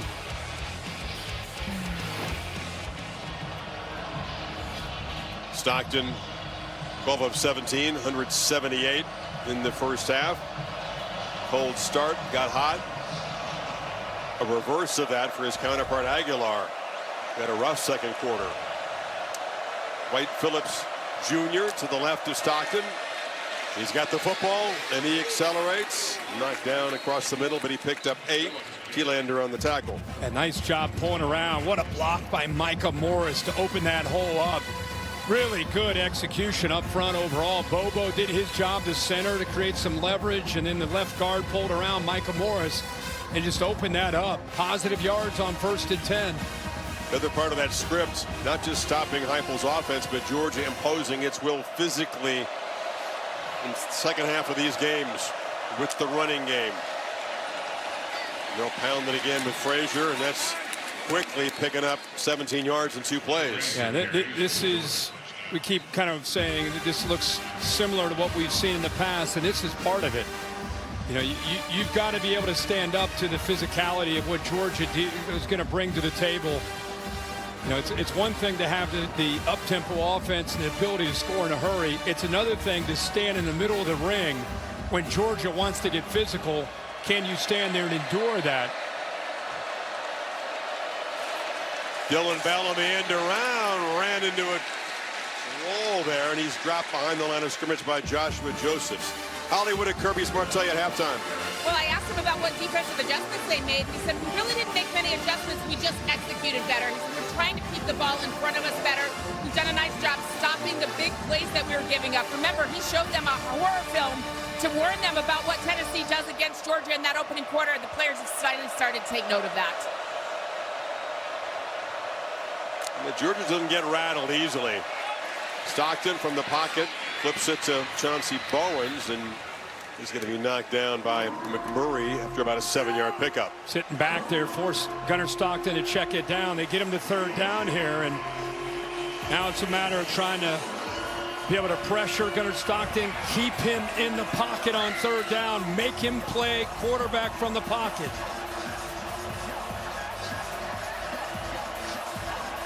Dogs 3 of 6 in the first half and third down.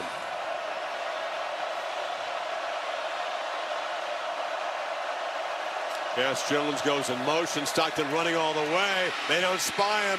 Stockton found a crease. More than enough for the first down inside the Tennessee 40. Got 13.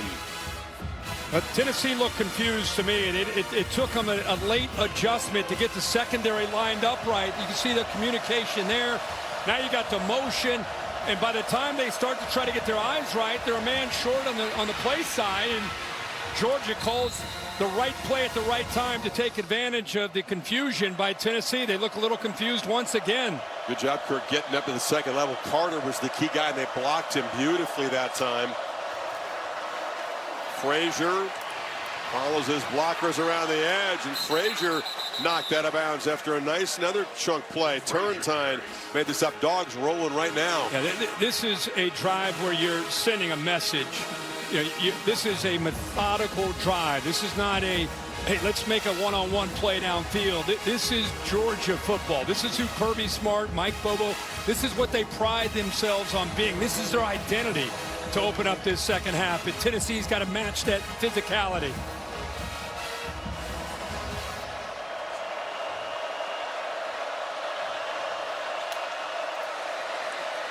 Frazier, Link matched it that time. They were all over the running back, and Caleb Herring had a good ball game, spun him down. So it's another one of those third down and mediums now. Yeah, and Caleb Herring is having a football game. You know, they've had to rely on some depth. It's a poor job there by the tight ends pulling around there. Lucky, who's been typically pretty rock solid, he and Delp. That time they just, it was a whiff, made it pretty easy. But Murray, or Caleb Herring rather, is really having a game off the edge. 31 in orange. Ball's trying to communicate, look more organized for this third down play.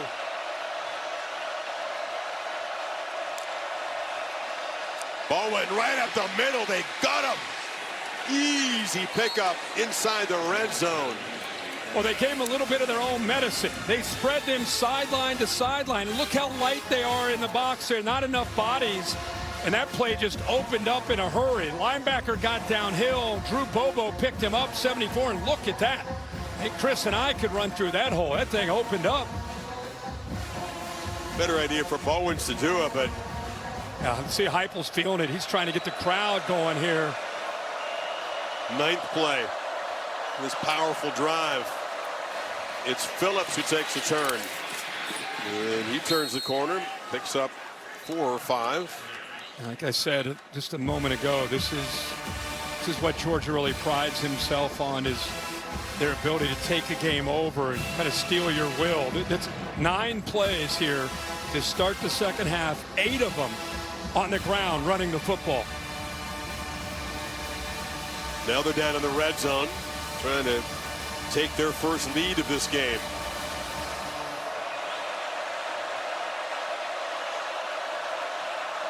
Frazier, deep set. Stockton under center, flips it to him. Frazier, no blocker out there. Gets enough space to get that inside the 10 before Turrentine made the tackle. I love the jet motion. Got all the eyes, all the energies going to the offense's left, and then you flip it to Frazier with that speed going the other way. Some tempo in 3rd and 1. Frazier again. It's going to be 1st and goal. Dogs at the 5.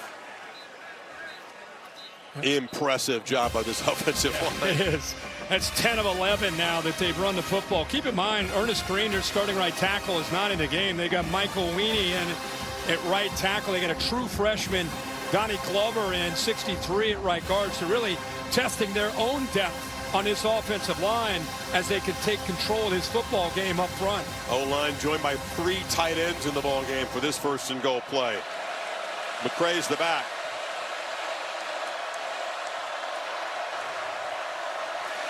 He's got it.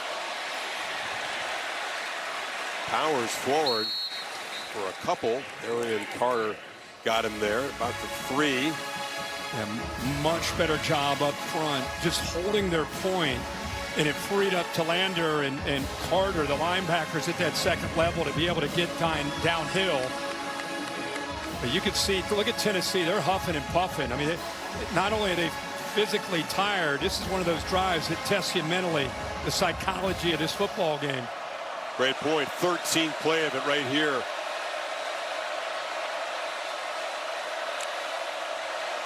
McCray trying to go low. His dive stopped just short of the goal line. 3rd down coming up. Dogs playing with some tempo here. They're going to go fast. On that same look, trips into the boundary, probably run right. McCray, muscles, no signal, touchdown, Georgia.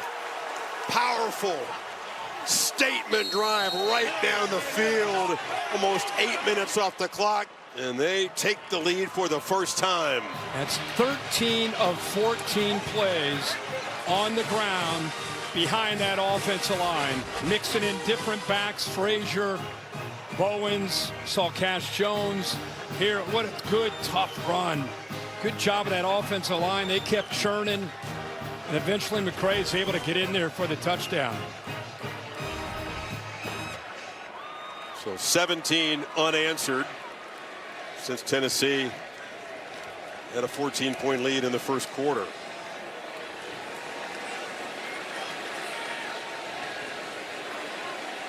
Place has gone quiet because they've seen this movie before. They know their team is going to have to respond strongly right now. Georgia right down the field. The mean machine in the red and black is in front 24-21. National Championship Trophy presented by Dr. Pepper down there at the Volunteer Landing. A lot of folks walk to the game here. You can take your boat, drive if you have to. And in Miami, January 19th, that trophy will be awarded. Can't wait to see what unfolds between now and then. Love this setting. Beautiful. I like a day game here, too. I mean, nights are electric, but it's just nice to be here one day, and the sun is shining. Seems like a long time ago that Tennessee was scoring at will, and Joey Aguilar couldn't miss. Rough 2nd quarter. Can he get back to the way he played in the 1st? Take a break.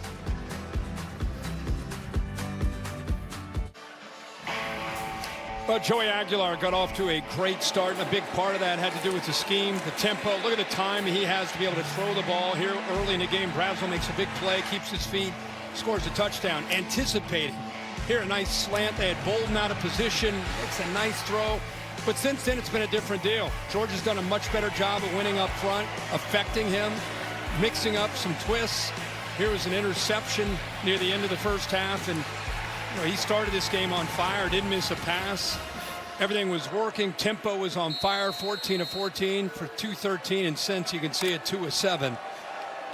Yeah, best 1st quarter any quarterback's ever had against a smart defense. Can they get back close to that? Tempo teams, the first play or 2 of a drive, very important. And Aguilar checks it down, and it's dropped. They just not executed at all. Bishop couldn't hold on. There's a flag down.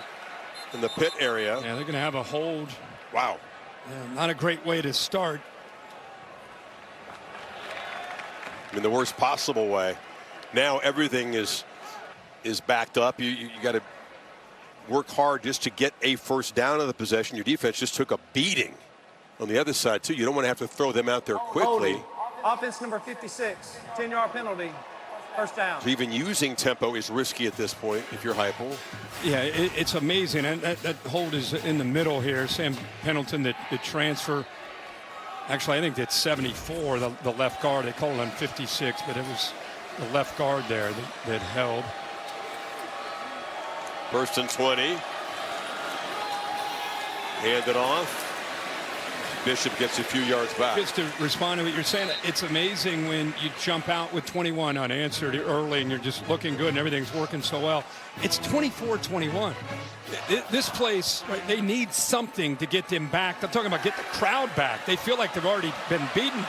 Aguilar, second and 12, left the pocket and got rudely greeted by Raylan Wilson. Oh my gosh, I don't even want to talk when we show this. If we can get this in real quick. You want to talk about textbook? Oh my gosh, that's beautiful. Talk with his pads loudly. But he hits him, look everybody, he wraps up. Isn't that amazing? He didn't just hit him with a shoulder.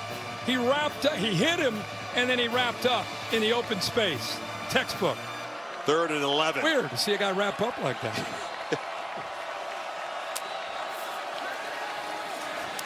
Aguilar, miscommunication. It was all clicking. Everything was so flawless and easy looking early on. Now everything is a struggle. The holding penalty really doomed the drive, and here comes the punt team. Yeah, he had Kitzelman underneath the inside receiver, the tight end. It's just kind of a delayed route in case he needs him, and the ball was in between for Matthews and the tight end. Tight end would have had some work to do to pick up the first down, but another just drive that's out of rhythm for Tennessee. Punt, Ross. And it's picked up and run across the 40 after a 47-yard kick. Georgia back out there now, up 3. Athletic trivia question in this Tennessee-Georgia series. What starting quarterback has the best one-loss over the last 30 years? Okay, he's here today. What was his record? What did you say, 3-0? He played as a young guy. I don't know if he started, but he came on off the bench. Kirby Smart intercepted him in one game. And Philip Fulmer. I think it's a guy who you can't have lost in this series to have that record. How about Heath Schuler? Is he in the mix? I'm going to say on the Georgia side, Aaron Murray. He played as a freshman. I don't know if he lost to him, but he didn't. He played a bunch. He played young, and they won most of them. Yeah, I like Aaron Murray. Georgia's got their best starting field position here. Guess what? Right back to the ground. What a shock after that last drive where they ran it. I think it was 12 or 13 times. Yeah, now for the quarter, Kirk, 14 of the first 15 plays. They have taken Neyland Stadium's crowd out of this football game. Up to Tennessee's defense to do something about it, frankly. Can they get a stop? Bowens. That last drive, they unleashed Bowens, who is 225. And then they bring in Josh McCray, the Illinois transfer. He goes 240. Yeah, they just hammered away. Hammered away. Vols got him to a 3rd down here. So if they dial up pressure or sit back, you got to come after Gunnar Stockton. Again, he's capable always on 3rd down with those legs. Jones often a target out of the backfield on 3rd down to his left. Bell motions over. Stockton rolls that way and finds far side, incomplete. So they got him to 3rd and long and force an incompletion. Colton Hood in coverage, desperately needed by Tennessee. A 3-and-out. Yeah, then they do a good job of getting into his face by getting upfield right here, just enough to maybe affect him a bit. Actually, he got so far upfield, maybe didn't really affect his vision, just missed on that throw to Branch. So Thorson to boot it. Lou Carter muffed one earlier, but able to recover it. Thorson certainly capable of hitting Tennessee back. Powerful leg the Aussie has. This effortless swing of that leg. This one is not that deep. Carter comes up and makes the fair catch at the 16-yard line. So here's the athletic trivia question. Final answer, we're going to go Aaron Murray. I think so. I don't know if he. 4-0. Well, I didn't know he went 4-0, but I knew he was successful. Knew he was out there early. He played early. That's pretty sweet. You leave Georgia with 4 wins in this series. Oh, that was incredibly costly. That would have been the win. They fumbled the ball in the end zone, kicked the overtime game-winning field goal.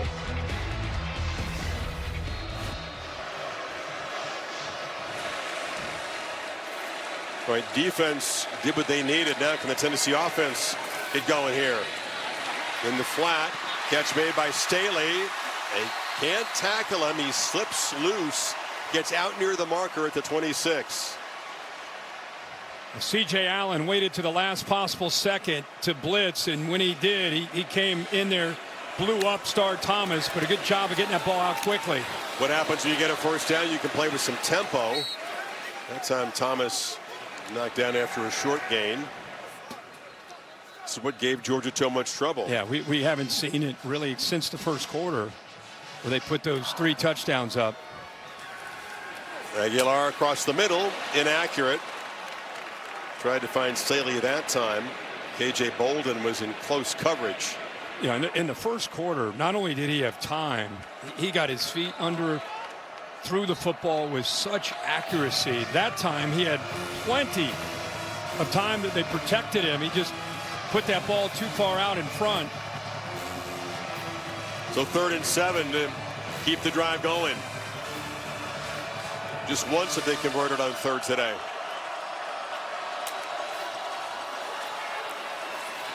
Intercepted. Threw it right to K.J. Bolden. And Georgia with a takeaway and plus territory as Aguilar's struggles since the first quarter continue. Yeah, Staley goes down here. He's kind of stacked. A little bit of the delayed route to let the other receiver to his left. And Bolden bounces back after that touchdown that he allowed. Nice play. Here he is right here. Watch how he just kind of gets behind the tight end, but when he gets to the top of the route, he loses his footing. And Aguilar, by anticipating, he gets that ball out, expecting he's going to work across the middle. Instead, looks like he puts it right into the hands of Bolden, but Staley loses his footing. Dogs get a big turnover plus territory and a big opportunity here, up 3. So it's the savage pads briefly on Bolden. He's got him off now. 2nd pick for Aguilar, and Georgia, great opportunity to build on this 3-point lead.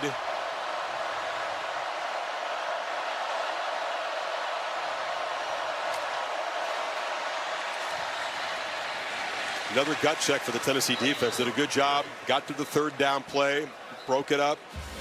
Gets the punt. A quick turnover right back on the field in their end. Yeah, gut check's a good way of saying it, because like we talked about, when you give up a drive that goes 13 plays and 12 of them on the ground, you can see hands on hips. Not a lot of energy right now in those orange jerseys. And then to get a turnover like that, like you say, you got to step up right here if you're this Vols defense again.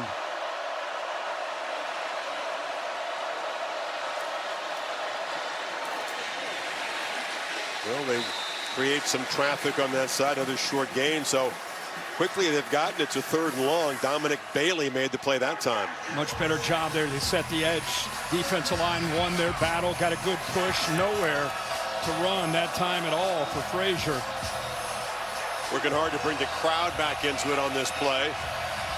Georgia's in fringe field goal range right now.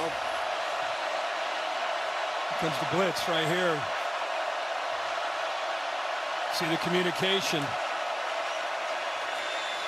Pitch to the far side. Branch not going to get there. Knocked down at the 30. Colton Hood made the play. And here comes the field goal team. And they walked Boo Carter up off the slot. Brought him, but then dropped the linebacker, Edwin Spillman. And I think Gunnar Stockton saw that blitz, and he thought, hey, if I get the ball out there quickly, that's man-to-man. But instead, they're able to drop, get off blocks, and kept him short of the first down. Good play. Woodring twice as semifinalist for the Groza Award. Chip shot earlier. This from 48 to make it a 6-point lead. And drives it right through. That's a win, though, for the Tennessee defense. You turn it over in your end and force a 3 field goal. 27-21 as the Dogs make it 20 unanswered inside of 2 minutes in the third quarter. All-State bus motoring down here to Rocky Top. Kirk, what's your All-State good hands play from today? What a game. Went back and forth. Clemson didn't play their best but had a chance late. Instead, it's Georgia Tech and Brent Key, 55-yarder, a walk-off with the clock running down. Aiden Burr makes it, and look at the reaction in Atlanta. Georgia Tech, you knew coming in that they could be a surprise team in the ACC. They live up to that with a big upset of the Clemson Tigers. Clemson loses to LSU at home, and now on the road to Georgia Tech in conference play. 1-2 for the first time in 11 years. Just the one conference loss, though, so certainly not out of it in ACC play. Long way to go there, but alarm bells ringing down there, I think, after that one. Offense just not able to play consistently, and that's cost him a couple times now. All right, take me inside ahead of Joey Aguilar, and Josh Heupel, believes in this guy, trusts in his accuracy, but it's kind of come unraveled in the first quarter. Yeah, and look at the history. We've been talking about this really all day. All 4 matchups for Heupel as a coach against Kirby Smart. Get off to a good start. First 4 years, even today, 21-7, and we see what the end result has been. They're turning to Aguilar, hoping that this can be different, but it's been trending and sliding in this direction since the middle of the second quarter. Can they make a play to flip the script?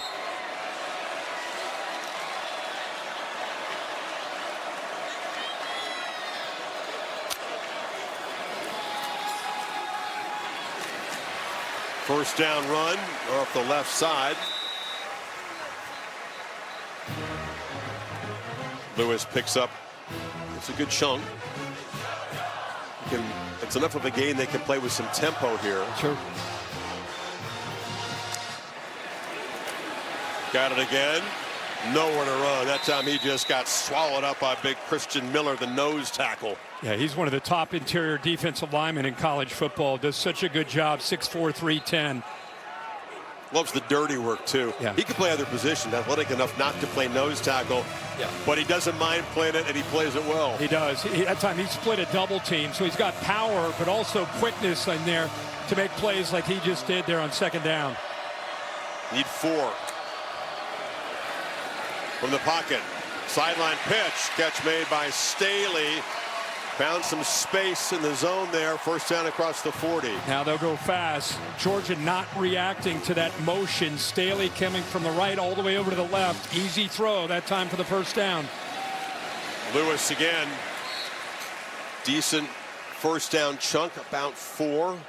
Getting back to the running game. That's 53 yards now on the ground. This is an offense last year with Dylan Sampson, an average 232 on the ground. Today only 52 against Georgia. Play action. Downfield launch. Jump ball. Caught. Touchdown. Brazel. Wow.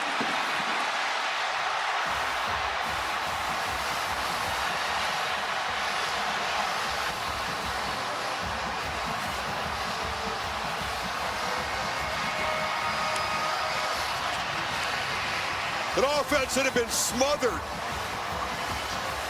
starving for a big play, gets one as Aguilar throws a beautiful ball, and Brazel wins the one-on-one battle there against Daniel Harris. Yeah, he's done that a couple times. He beat Ellis Robinson earlier. This time it's Harris, who to me looked like he was in position. He just mistimes his jump. Final seconds of the third quarter, Tennessee suddenly reclaims the lead. And Chris, anytime you see a center field safety, you know you have one-on-one opportunity to the outside. You put it up in the air, you trust your 6'5" receiver, but right there, Harris is in position. He just didn't go up and time that well. Good job of really being in phase. He goes up with the right hand, but remember, Brazil is one of the best in the SEC at these one-on-one jump balls. What a great job of showing the ball skills there, and the balls needed a play, and they get it.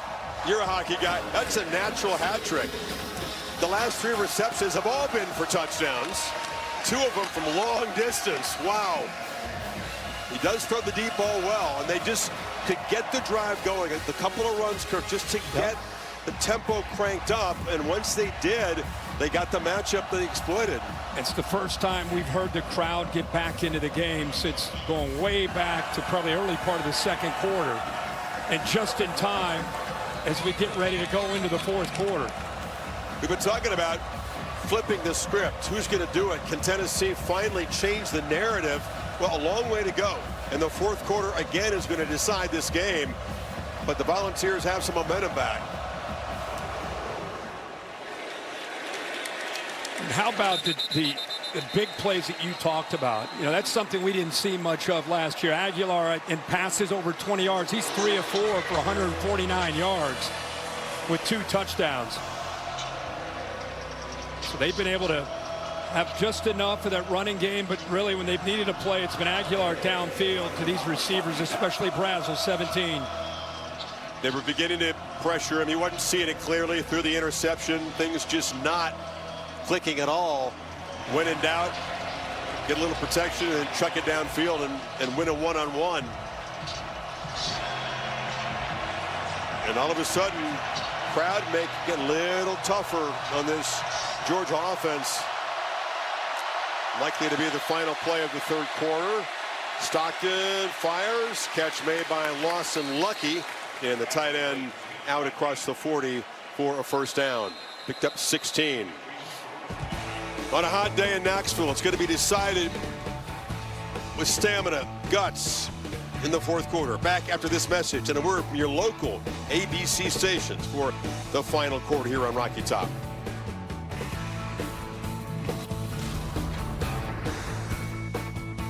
And hosting the Gators. That is primetime on ABC, Chris. It's salty in the bayou, nothing unusual. Fourth quarter. Dogs with a first down. Total yards are dead even right now. 356 apiece with a quarter to go. Off the left side, Phillips breaks free and spins for a first down inside the Tennessee 45. Great way to start here. Let's go back to that touchdown. There's some people that are curious. You know, was that a push-up, Bill? What do you see here? No question he's got hand contact. But for that hand contact, he's not causing a separation. He's not pushing off. I just have it touching, no foul. So you could put your hand on him. Anytime I think fans see a hand on a shoulder, they assume that that's potentially offensive PI, but he didn't separate and push. That's correct. Okay. Got an injury here. It's Dwight Phillips who carried the ball. Looks like he's finally going to trot off. Good to have depth at the running back position. Of course, just beginning the SEC grind, and Georgia's got a stable of them. Seen Tennessee rotate guys into.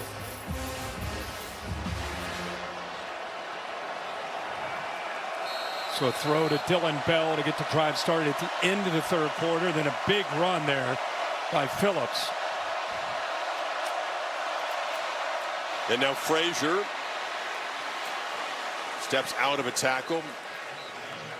Farouk couldn't get him down. Picked up about 5. Good effort to hold on to that football. Joshua Josephs from behind ripped at the football, but Frazier with the strength held on to it. With tempo, Stockton from the pocket. Launches downfield. Catch is made. London Humphreys. First and goal as Stockton dropped a dime. Well, London Humphreys does a good job of selling this like he's just in a stalk block. Like they're going to throw another quick screen, and instead he sells it and then goes down that right sideline on a rail route. Nice job of finding it, good timing, and a good throw out in front of the receiver. Been looking for downfield shots, got the touchdown early. 31-yard gain as Josephs is being looked at by the athletic training staff. Georgia's going to be set up 1st and goal, trying to quickly reclaim momentum and the lead here. What a good job for Mike Bobo, the play caller, to wait to the 4th quarter to use that play. They threw so many of those quick throws to their receivers out on the perimeter, especially to Branch. And this time they show that and then slip Humphreys down that right sideline. His first catch today. We'll take a break.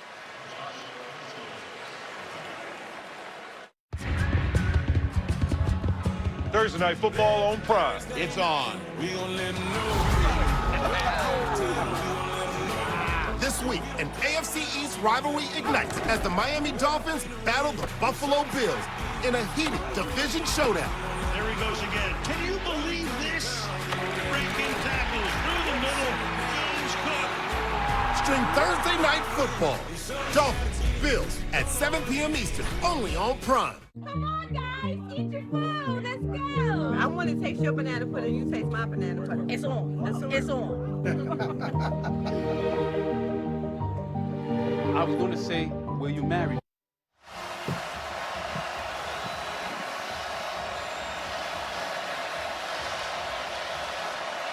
Georgia set up 1st and goal. Bowens is the back. Branch comes in motion, now reverses. Run all the way. Stockton flipped down at the 3 by Farouk. One thing about Gunnar Stockton, he is not shy when it comes to running the football. You almost anticipate there's a good chance there's going to be some movement. That time they moved Branch, who's so lethal out of the backfield or moving from right to left, and that jet motion just affect the eyes and then get downhill with the quarterback running the football. Already 1 touchdown running in the red zone for Stockton. 2nd and goal. Bowens wrapped up behind the line by Caleb Herring, who's been a problem today. Yeah, I think some of it is miscommunication at times by the right tackle, because they been making it pretty easy for Herring. I mean, he's a great player. He's got great length, 6'5", 245, but a lot of his plays, it's been that right tackle getting down. He's coming down, and 31 says, no problem. I'll get into that backfield. 3rd and goal. Jones the back now.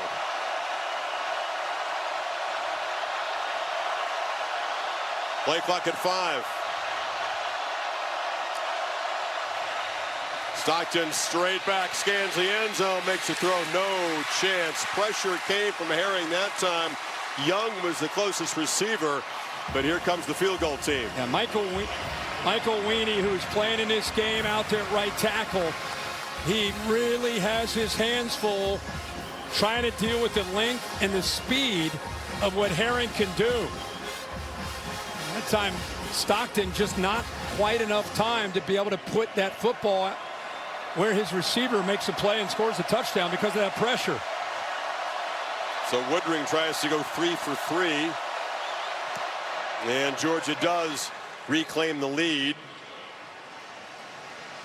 8-play drive and 69 yards. Back and forth we go on Rocky Top. Tennessee's turn next. Herschel Walker, he's running over people. Caught by Tennessee. Tennessee wins! We just stepped on their face with a hobnail boot and broke their nose. We don't get fooled again. The legacy of legendary heroes on both sides. Incredible frantic finishes. Maybe building toward another one here. 3 lead changes now since halftime. Georgia back on top by 2. You're watching the SEC on ABC. SEC all day, presented by IHG Hotels and Resorts. 4th quarter toughness and conditioning, mental and physical toughness. That's what Smart believes these games are about. Heupel knows that his team must try to match those qualities.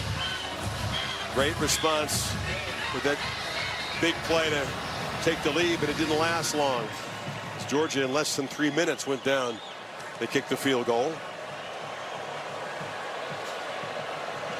And we'll see if Aguilar's confidence and performance level has a big boost off of Brazel's touchdown. It's a fair catch. Holly? Well, he's had quite a remarkable journey. Joey Aguilar, 0 offers out of college, out of high school to get a Division I scholarship. So he ended up going to San Francisco Community College, but it was a 90-minute train ride from his home in Antioch. It would take him through a lot of different places, ending in San Francisco. He said, I feel like my career has been a little bit like those 90-minute train rides. I saw a lot along the way. I learned a lot. And look at this map. This was a commitment this young man had to make. One way, 90 minutes every day. And he said it has all been worth it to be able to play in this moment and lead this team on this drive right now. Great perspective. Confusion on the first play. Turned a different way than the running back did and picks up about half a yard. At least he was able to come off of that and not lose yardage. But yeah, he turned the wrong way, away from the back. Aguilar slings it, and the catch is made. Reaching out, those good hands as Brazil's having one of the better days that Tennessee's receiver had in recent years. And Chris, he's gone downfield a lot. This time excels downfield and works his way back to separate from Dylan Everett. Great route, good timing that time by Aguilar. 6th catch, 177 total yards. Off the left side. Off and running. Star Thomas. That's the first really explosive running play they've had. Good blocking on the right side, 27 yards. Yeah, the right side pulling around, right guard, right tackle on a counter play. Got up to the second level, opened that up, and how about the acceleration there by Thomas? Aguilar looking to throw downfield, man, wide open. Caught for a touchdown by Staley.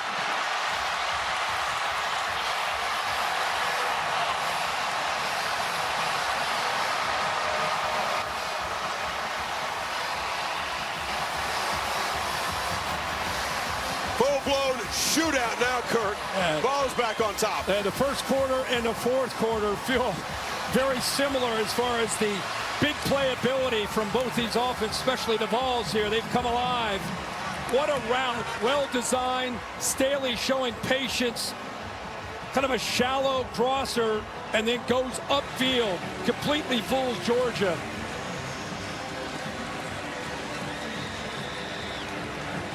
He's thrown it deep 4 times today. 5 times, 4 completions. Yeah, anytime a receiver runs his route underneath, you just think it's a shallow cross. Working away underneath, he's just going to stop. Nope, he goes upfield. Heck of a job by Aguilar, giving him the time to be able to sell it and then get upfield, put it up in the air. No Georgia defender anywhere around, and the Vols go back up by 5. Back to the SEC on ABC, presented by Burger King. Candace Parker, great job in game day as guest picker. Great job hyping the crowd throughout the afternoon here. She's had a lot of fun. She is all about, not just the Vols, she's all about college football. She's a big fan. But especially Vols college football. Oh, of course. Oh. Yeah. Well, Rocky Top is rocking again. After another touchdown pass from Aguilar, his 4th, to go on with the 2 interceptions. If you're just tuning in, this has been a game of answers by Georgia. They've had to work themselves back early in this game, down 7-0 after about 6 plays. They went right back down in 5 plays and tied it up. They're down 21-7. They had to fight back. This gave them a 24-21 lead. Just took the lead 30-28. Now they're down 35-30. So every single time they've been challenged, they've come up with answers, being asked to do it again here in the 4th quarter. That's true, but what's been decisive in the scoreboard so far is some red zone trips ending with field goals. Tennessee able to get the stop and force the 3. Yeah, that's probably obviously the difference in the game at this point. 3 field goals kicked by the Dogs. Back to Bowen to the first down run, and Tennessee now with a burst of energy on defense. Boo Carter came up to make the stop. It's a loss. The right side of this offensive line is having a tough time. This time it's a tight end, Delp. There's Boo Carter, 23, coming in as well. So good job of setting the edge. Good job, Boo Carter, keeping his eyes in that backfield, helping out in run support. He's a returner, electric one, good in coverage, tough enough in run support. 2nd and 12. Stockton runs out of the pocket and is going to be knocked down after a short gain by Carter again. It's going to be 3rd down. That's the boo for the player. And he is active here these first couple plays. Stockton had to get out of there prematurely before really, again, the pressure on that right side. He had to step up underneath it. Right now, the right side of this offensive line is the biggest concern in pass pro. Again, pressure right in his face. You're right. The ball gets out, though. Catch made by Young for a 1st down. Stockton standing and delivering. Yeah, Weenie on that right side, a true freshman. Donnie Glover really getting tested. How about the job of Gunnar Stockton to sit in there? He knew that they're having a hard time, sat in there and made the throw. Looking to throw again on 1st down. That time, pressure off the right's going to blow up the play. They grabbed him by the arm. Bailey, the flag is out. Jordan Ross with the pressure too. Let's see what the marker's about. We've seen Herring on that up at the top. Now we're seeing Ross. Weenie, who's a guard, who's out there trying to play tackle for Ernest Green, is just having a tough time. I'm surprised Georgia's not chipping, sliding, doing something to be able to try to help the right side of this offensive line. 2nd down. Decline the hold and take the sack. With these injuries, you've got a true freshman in Glover, right guard 63, and with Ernest Green, the veteran 71 out. You got Weenie in 52, so trying to do it in this environment against this defense, pretty tough. Deafening now on 2nd and 14. Again, no help on that right side, tight end to the left. It's a run to the left by Frazier, and he's swarmed. This Tennessee defense is bringing the energy now. They're doing a good job here, man. They're able to set the edge. When you can set an edge to a defense, when it comes to the run game, it gets those inside linebackers getting downhill. That was Edwin Spillman. This crowd's starting to believe this year could be different than the previous 4 against these Bulldogs. Big play here on 3rd and 14.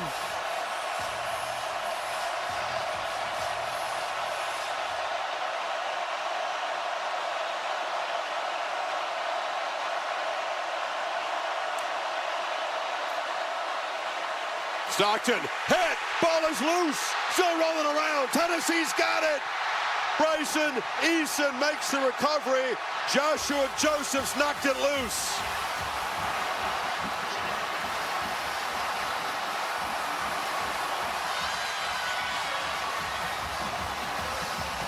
But we talked so much about the right side of the offensive line.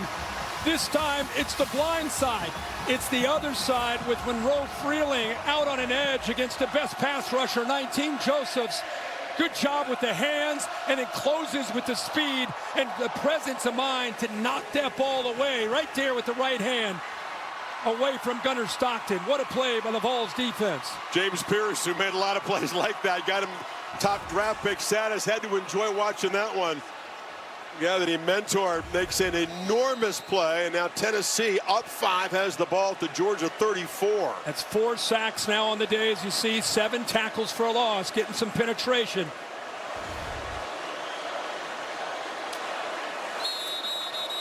Flag before the snap and a false start.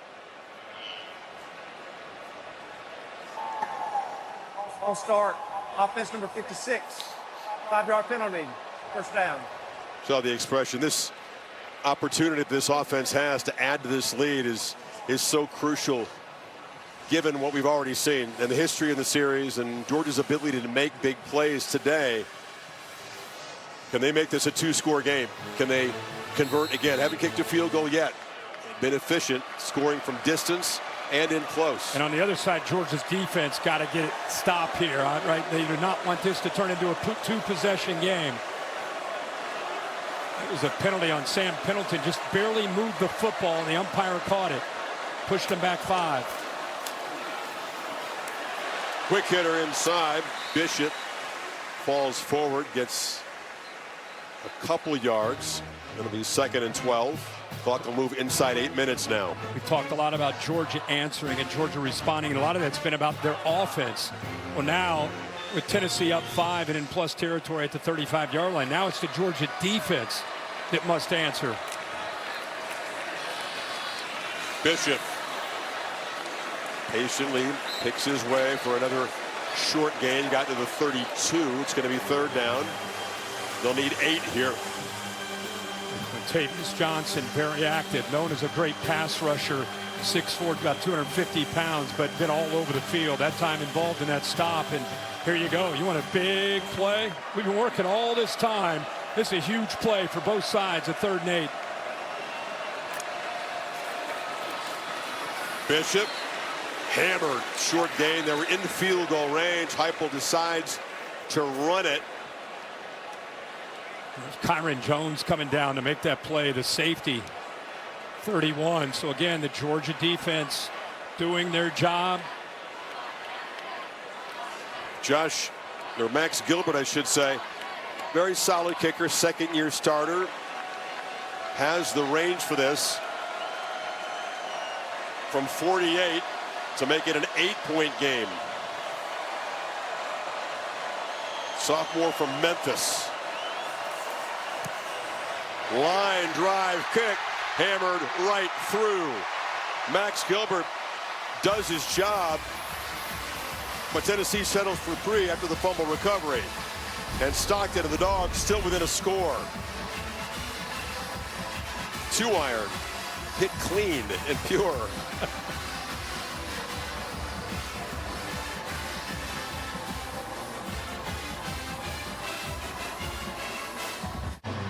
The final 6 minutes, 40 seconds. Now an 8-point Tennessee lead in a game that's had everything. Lead changes, momentum shifts, huge explosive plays from both offenses. And all you could hope for, first SEC game of the year.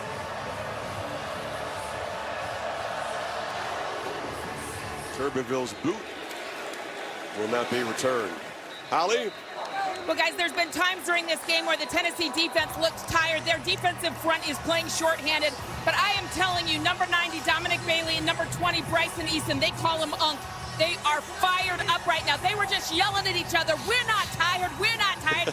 You've got this. They're trying to hype each other up. This is a huge stand right now for this Tennessee defense.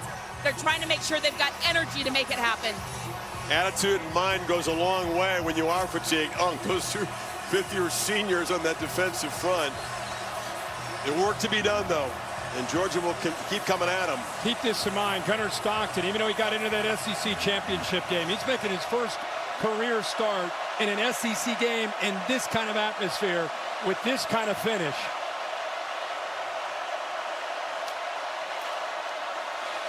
On the move, and chucks it incomplete down the far sidelines. Came off the bench against Texas, showed toughness as a flag out. Obviously, the playoff game against Notre Dame was very, very tough situation against Al Golden's defense. Yeah, very tough. Turntime's going to get a penalty here, too, in orange. Pass interference. Defense number 2. 15-yard penalty. Automatic first down. Really no need at all to push in the back. And Josh Heupel saying that ball's not catchable. How's that a penalty? That's what I was saying. The ball, there's really no need for 2 to make this push. This ball's out of bounds. Phil, what do you think about that ball not being catchable? That ball's pretty clearly out of bounds. It might have been going out of bounds, but it took away an true opportunity for a That's catch. enough contact for you? Yes, the push in the back. The push in the back was clear. I just didn't know if the ball was out of bounds far enough, but took away the opportunity. Wasn't the most aggressive push I've seen. Ball at the 40 now. Off the play fake, pressure, checks it down on the screen, and Lawson Lucky, the tight end, kind of stumbles forward, but will lose a couple. Yeah, the timing off there because of the pressure. This offensive line, again, they've got some new guys in. You're trying to set up the timing of a screen. You got to do a good job of holding that pass rush out before you release to get out there to get it in front of the back. That time they got out too quick. Made it easy for Tennessee's rush to affect Gunnar Stockton and the timing of that pass.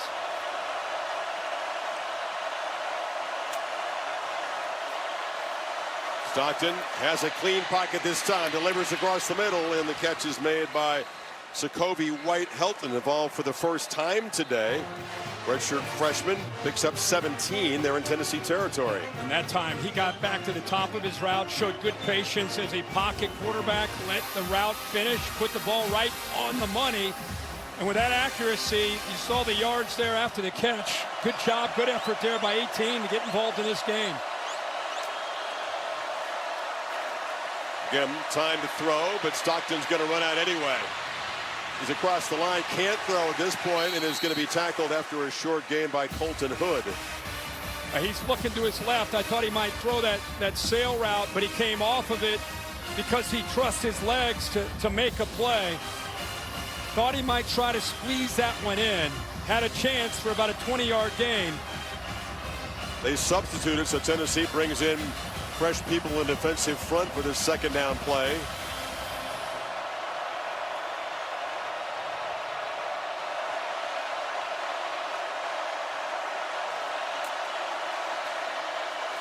Bowens takes a turn to the backfield and goes off the left side for no gain. Eason and Bailey, those veterans Holly was talking about, combined there.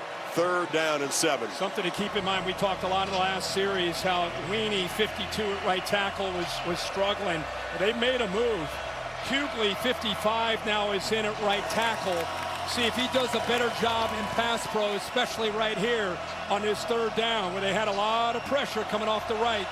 Joseph's lined up across from him to the outside. They're showing pressure, but don't bring it. Ball is quickly to Bell on the perimeter, who cuts back inside, and Dylan Bell spun down, but it's a 1st down as he got away from Arion Carter.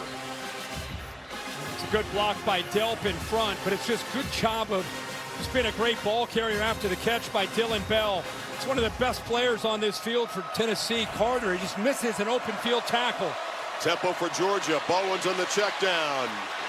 Knocked down after picking up about 4 inside the 30.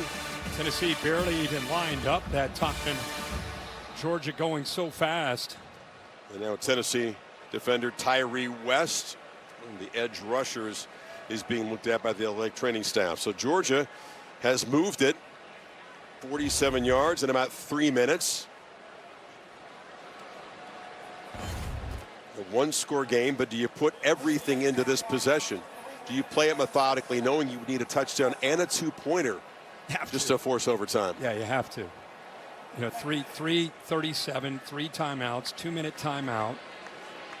In other words, you don't need to play it too quick. You're saying you can I don't think so. I think it. Right now, you're moving the ball pretty effectively. I think it depends here on these. You know, if you're able to pick up a 1st down, they're playing with a great deal of urgency, running this tempo. I think ideally you do want to score quickly, not put everything on the 2-pointer. No. But if you're not successful, you would have a chance to get the football back one last time. We'll see how they play it. A lot of activity next to us. The Tennessee coaches are just off to our left. There's a lot of gesticulating and defensive guys up here. Yeah. Rankings brought to you by Allstate. Pretty soon they're going to begin the football seasons at Penn State. Villanova, the opponent again. It's going to be back-to-back shutouts for the Nittany Lions. Looking forward to the LSU and Florida game. Miami, there's an weather stoppage in Miami. They continue to lead USF. Notre Dame, A&M, and South Bend, a big one later tonight. Really good stuff in primetime. They have to shift back and forth as West makes his way to the sidelines now. Get some energy gel there. Garrett Nussmeier and the Tigers.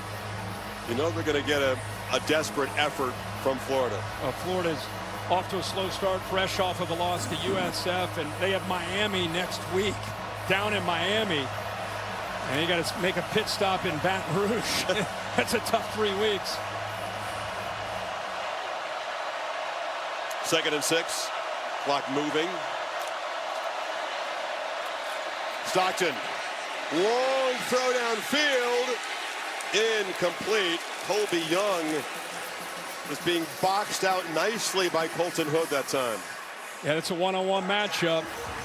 Gave him a little stutter and go, but you got to give Colton Hood a lot of credit there. You know, he starts to turn back away from the football, but at least he made an effort to find the ball, gave him a chance to get hands out. Young tried to sell the flag that time. Now it's Bell in the perimeter, and he's knocked down by Ty Redmond.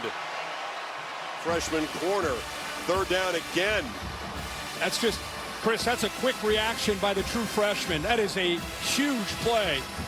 He's had some learning moments today, but that time, because he reacted so quickly, he went right by Delp to be able to make that play. Correct, Kirk. They just moved the marker to 4th down, so 4th down and 6 right here. No field goal attempts.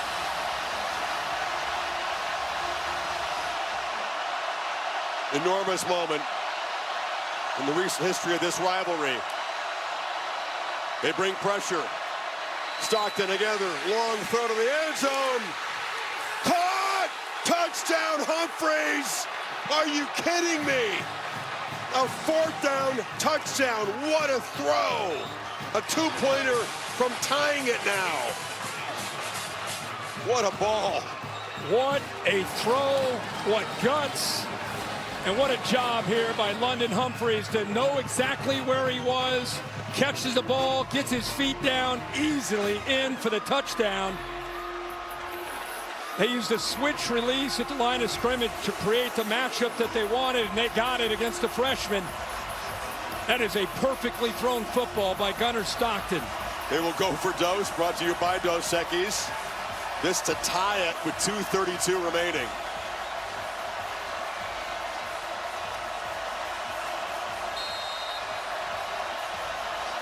Four receivers. Stockton as a runner, always a threat here. Drops back, delivers, wide open, and Zach Branch converts, and Georgia has drawn even. What a drive. Whew. They've been answering all game long, and they do it with the game on the line, essentially. It's a great job by Gunnar Stockton. And what a catch coming through in the clutch by London Humphreys out here to your right. Able to create this matchup, try to get him against the true freshman. It's exactly what they got. Redmond is pretty good coverage, but that ball is perfectly placed to the outside shoulder. We can get away. That's not enough of a push-off for offensive PI. Just great execution by the Dogs. The two-pointer, they used their fleet-footed Branch, use him in motion against man coverage. And really, that's the thing that I think really sets this up is motion inside, put his foot down. Now he darts back to the outside. And that traffic, nobody's able to get back out there on Branch. So Gunnar Stockton, first true road game as a starter in the SEC, has come up big all game long and did it with everything on the line there. Football's incredible. In offense against an FCS team, Austin Peay, a pretty good one, that was just grinding and methodical. 4 touchdown drives, 1 per quarter last week, but nothing like this. No explosive plays, no downfield shots. You go on the road against Rocky Top, 110,000, and all of a sudden the offense comes to life. Yeah. Well, they've got a better group of receivers top to bottom. It's not just 1 or 2 guys.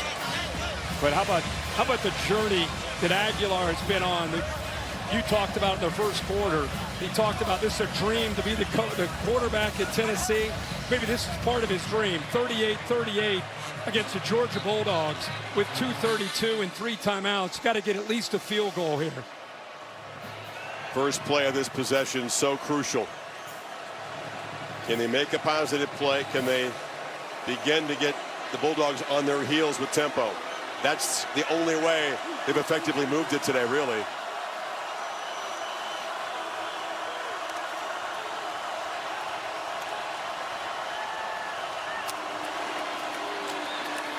Play fake to Thomas, long throw to Staley on the edge. The Dogs close it down after a very short game. Dalen Everett made the play. And a game of momentum, a game of answers.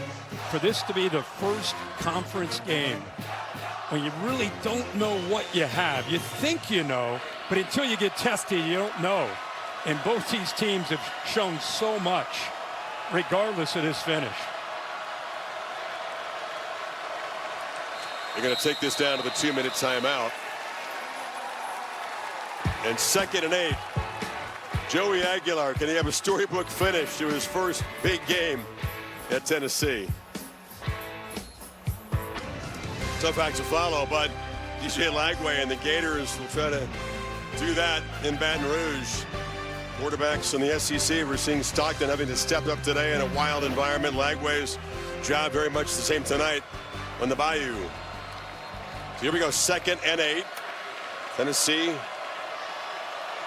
eager to get this drive started and threaten Georgia. Across the middle, incomplete. They tried to get it to Kitzelman, the reliable tight end. Chris Cole was in coverage. And now 3rd and 8. They're in danger of punting it away and giving Georgia plenty of time. You know, Cole is a long linebacker that can rush the quarterback. He can play in coverage. He does a good job defending the run. Really versatile. Now we just saw one quarterback, Gunnar Stockton, make a big play at a critical moment. See what Joey Aguilar does here on this 3rd and 8. Can he clear out the static in his head and execute in a play unlike he's ever faced in his career? Long throw on the money, caught by Staley. Well done by the quarterback. And it's a first down at the 40. What a route there to be able to gain separation away from Dalen Everett. Heck of a route by Staley to get that first down. So now the drive is going. Play with a little tempo here. Star Thomas makes a cut.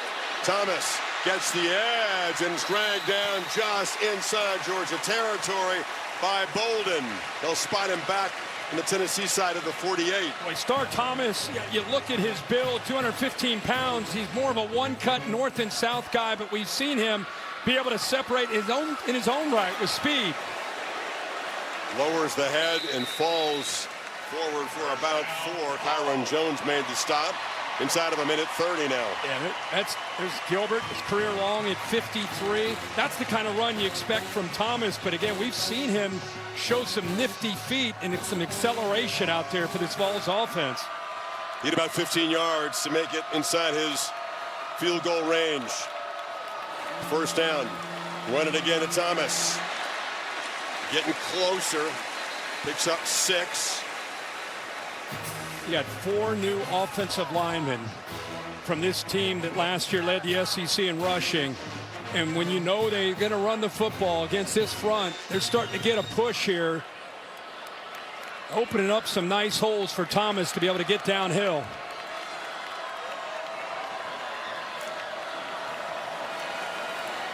Aguilar flushed and fires it into the bench. Closing in with C.J. Allen, so 3rd and 4. Not quite close enough, you'd figure, to give Gilbert a go from here. Yeah, I thought he might pull the trigger. He had Staley in between, kind of found the soft spot in the zone. If he let it go, he had a first down, but I think he wanted to be a little careful there because it would have been a tight squeeze. Staley's been a huge part of the game, a reliable target, 9 catches. Has the touchdown. Brazel's been quiet lately. Kitzelman, the tight end, off to the left. They're going to try to run for it. And they've got their right edge. And they've got a first down at the 35 with Bishop. Right around field goal range where we sit here. That's why they spread you out sideline to sideline with their formation. So when that ball bounces, you're so far out as a defensive back, it's hard to come up and help out and run support. Bishop plows forward, getting a little bit closer for the field goal kicker. Whistle now. And a stoppage of play. Timeout taken by Georgia. Well, this 8-game losing streak against Georgia has been painful. The last win, it took an incredible finish. Georgia takes the lead with 10 seconds to go. For sure they've got over, right? So finished, but 2 penalties set up Joshua Dobbs for a Hail Mary shot. And Jawan Jennings for Butch Jones, a miracle. That's what it took to beat Georgia, and they haven't done it since. That was 2016. Wow. Since then, there have been some wild finishes. Georgia's found a way to come from behind. And Max Gilbert Never been in this position before. No game-tying or go-ahead field goal in the fourth quarter in his career. That look right there sums it up. That sums up the Vol Nation right there. If they don't get a yard closer, it's 49 from here. He wants to believe, but it's hard, given the history.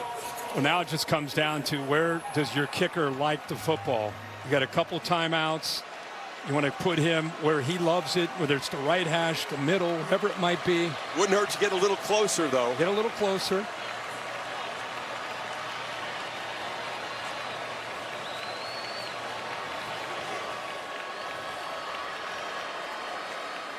This offensive line has been doing a pretty good job on this drive, getting a push.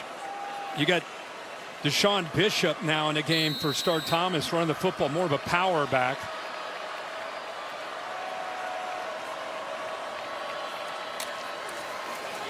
Quick throw, caught, Kitzelman, tight end, knocked out of bounds, and now they're comfortably within field goal range. Well, they called that from the sideline. You'd think they might run the football, but they sensed that they had a blitz. They could get the tight end outside. It would take C.J. Allen, who was off in coverage, too much time to get out there. Quick throw, some positive yards. Now it's third down and a long one. You can get the first down and basically run the clock down and set up for the field goal. Leaning across that marker is Bishop. Kirby Smart charging out to call the timeout. It's a first down. That's kind of a moot point, the timeout at this point. At this point, yeah, that's what it. Now it definitely is about positioning the football.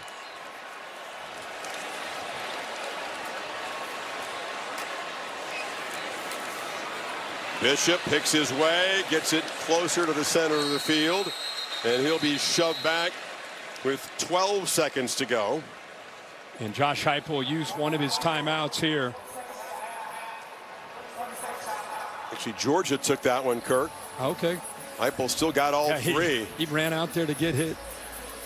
You know, you talk about the fourth quarter conditioning, Will. All the coach speak, but it really is what this is about. This is a 12-play drive.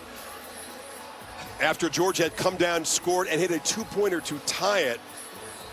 And Tennessee has been the one so far able to respond. Big time. And it may prove decisive. Yeah, it sure could. Both these teams have had a chance to respond and see if Gilbert ultimately at the end of the day is the guy that's got to respond. But these crowd shots that we're showing, I think it really just sum up the pain that Tennessee fans have felt since 2016 when Josh Dobbs did make that throw. It's mid-September, by the way. SEC opener for both teams, and you can see how much it matters. They don't want to hear about the standings. They don't want to hear about you can take a loss and still do this, that, the other thing. This is so personal, and there's so much history between these programs, and it's all been on Georgia's side for the last 8 seasons. Offense out there to snap it, you would think, one more time. Second down. From here, it would be about a 41, 42-yard attempt.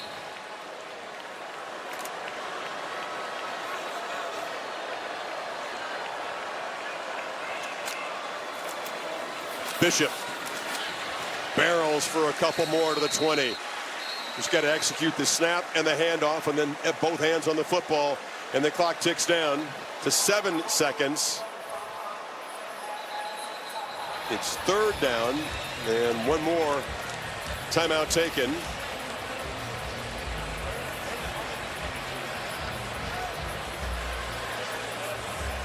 You envision this moment as a kicker ever since you decide this is what I want to try to do with my athletic career is be a football kicker. You think about this situation, you work on the mechanics, you try to make the muscle memory kind of foolproof so that you can get out there and figure your head and execute. This muscle memory, right? You rep, rep, rep, rep, rep.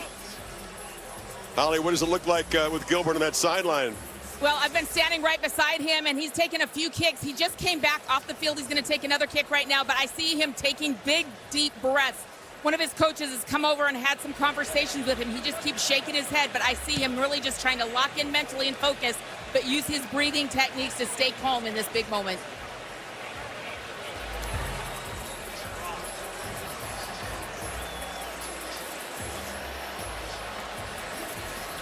Don't jinx it. Don't say anything.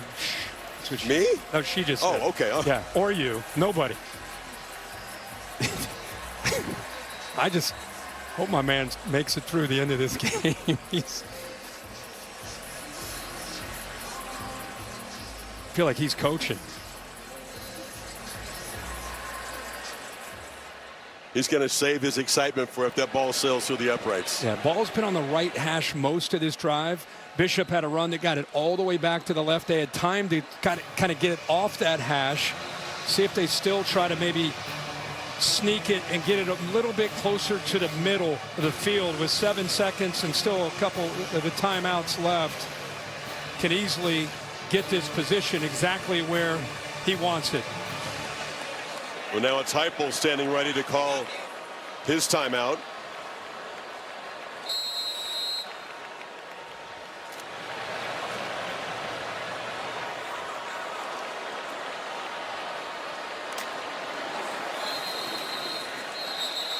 And this is just complicated things. A false start before the snap. Before the snap, to back him up 5. Offense number 74. It's a 5-yard penalty. Still third down. Please set the game clock to 7 seconds. Sham and Maroff. Maroff, the left guard, 74. Yep, little slight movement there. Well, they had a cushion. Every yard. Makes it more interesting, though. And that's it. Heupel's seen enough. That false start backed him up. It'll be about a 42-yard attempt as Max Gilbert lives every kicker's dream. Chance with a swing of his leg to deliver an enormous win for Tennessee and end this losing streak at 8. 1 for 1 today.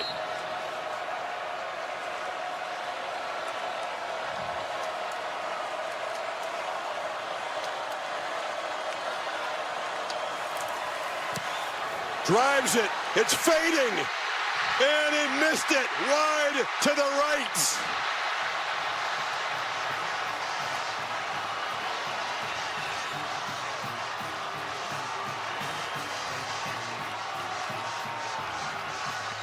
Did the 5-yard penalty make a difference? It backed him up. They couldn't get it to the center of the field. Had to try it from that left hash. No matter how many times you practice in camp, no matter what you do to try to create that pressure, nothing you can do as a college coach matches what Gilbert just faced.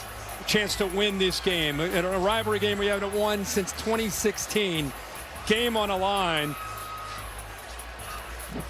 At a moment, maybe just too much.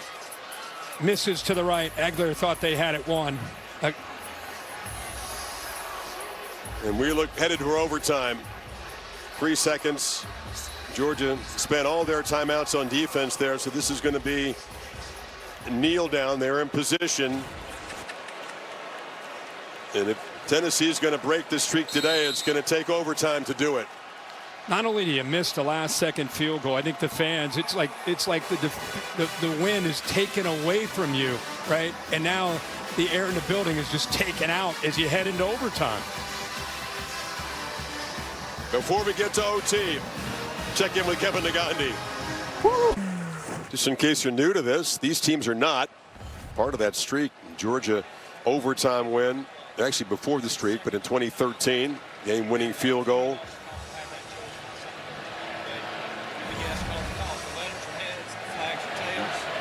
Steve Marlowe, we don't have his mic on. What do you call it? Heads. Drop it, we'll do it again. And it is heads. So if you want to play defense, offense, play defense. Which way do you want to go? Go that way. Okay? Tennessee will get the football first. Always win and choose defense.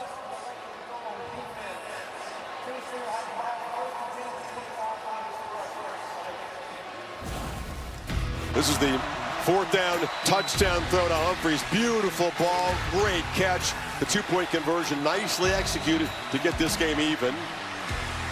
Branch made the catch and then just could not complete that swing. A little breakdown in technique under pressure. Will he be called on again?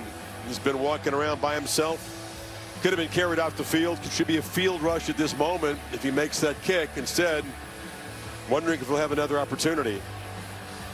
Well, like we've talked throughout this game, we've seen so many moments in this game where we've seen the big play, and we've seen one opponent tested to see if they could come back, and they more often than not answered the bell. There's so momentum, ability to fight back. It's no wonder we're at 38-38 and headed to overtime.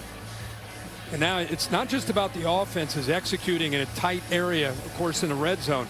It's about the defenses, fatigue. They've tried to rotate bodies, try to stay fresh. When this game started, it was 90 degrees throughout most of this game. So stamina and staying mentally sharp, a big part of this overtime period for these defenses.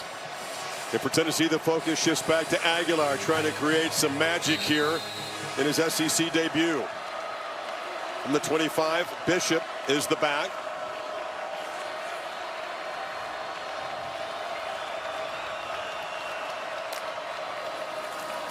Play fake. Deflected, fell dangerously incomplete there. Tried to find Matthews, who couldn't collect that. He put a lot on this ball. Matthews right there to the inside on the slot. Has an opening there. He just puts it a little bit too far out in front, puts a lot on it. And Matthews, who's been pretty short-handed this game, unable to bring that one down. There's a second down run off the left side by Bishop. And will set up 3rd and long. Kristen Miller on the stop. When your game's on the line, you turn to your best players to make a play. Miller that time fighting off a double team, just holding his point.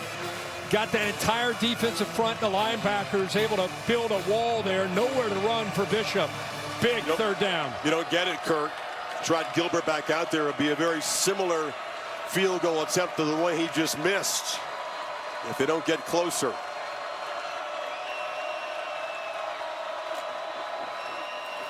Pressure comes late. Aguilar flips it incomplete. There was no one there. Kitzelman had lined up on that side, but he didn't go out. Well, he came down to be able to help out because he saw the blitz coming, and when the blitz came, he was occupied. He had to pick up that blitz with Aguero, so he did not have a chance to release. There was nobody out in that right flat where he threw the football. So like you said, it's almost the exact same spot on the field, near that left hash.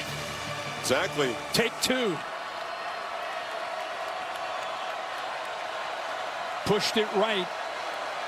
Can he find his technique this time to give Tennessee the lead? This one is driven straight through.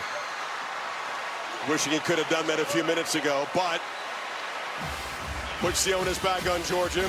The lead is 3. But you got to say this. Hell of a job of stepping up after feeling like you let the entire Vol Nation down. He comes right back, same spot on the field, and shows some fortitude in his own right to be able to make that kick. No doubt. That was just not a good sequence for Aguilar and this offense. Now, they've been really hot or really cold. There hadn't been a whole lot in the middle. It's either scoring in the blink of an eye or just kind of out of sync, stuck in second gear. You face Georgia in this situation, put your big boy britches on. The Dogs typically will try to run it right through you in this situation. And keep in mind down here, we've talked a lot tonight. Gunnar Stockton, very, very mobile. He's run it 13 times tonight. And when in doubt, he will he'll rely on his legs as much as anything when he drops back to throw. Frazier's the back. He's got it. Can he get the edge? Cuts inside. Knight Frazier down the sideline. Grabbed out of bounds inside the 5. Turrentine saved a touchdown, but he rips off 21. They go heavy with a heavy look. 3 tight ends. How about 56 out in front? Micah Morris, great job of pulling around. I thought with that acceleration, he might be able to get all the way to the end zone, but good job of hustling here by Turrentine to be able to keep him short. But what a first play by the Georgia Bulldog offense in this overtime period. Farouk, the safety, is the Tennessee player down at the 5-yard line. They come right out swinging. Now a 1st and goal to end it right here with a touchdown. Yeah, they go with their 13 personnel, 1 back, 3 tight ends. Chris, you warned them This is usually where you see. I think they knew. Yeah. I mean, that's what Georgia does. That's their identity. That's who they are. That's what they believe in, and that's where they like to test you, challenge you. Especially when we talk about the fatigue, the mental and physical fatigue of these defenses. There was no way Kirby Smart and Mike Bobo were going to get cute at the beginning of that drive, and I don't think they will down here either.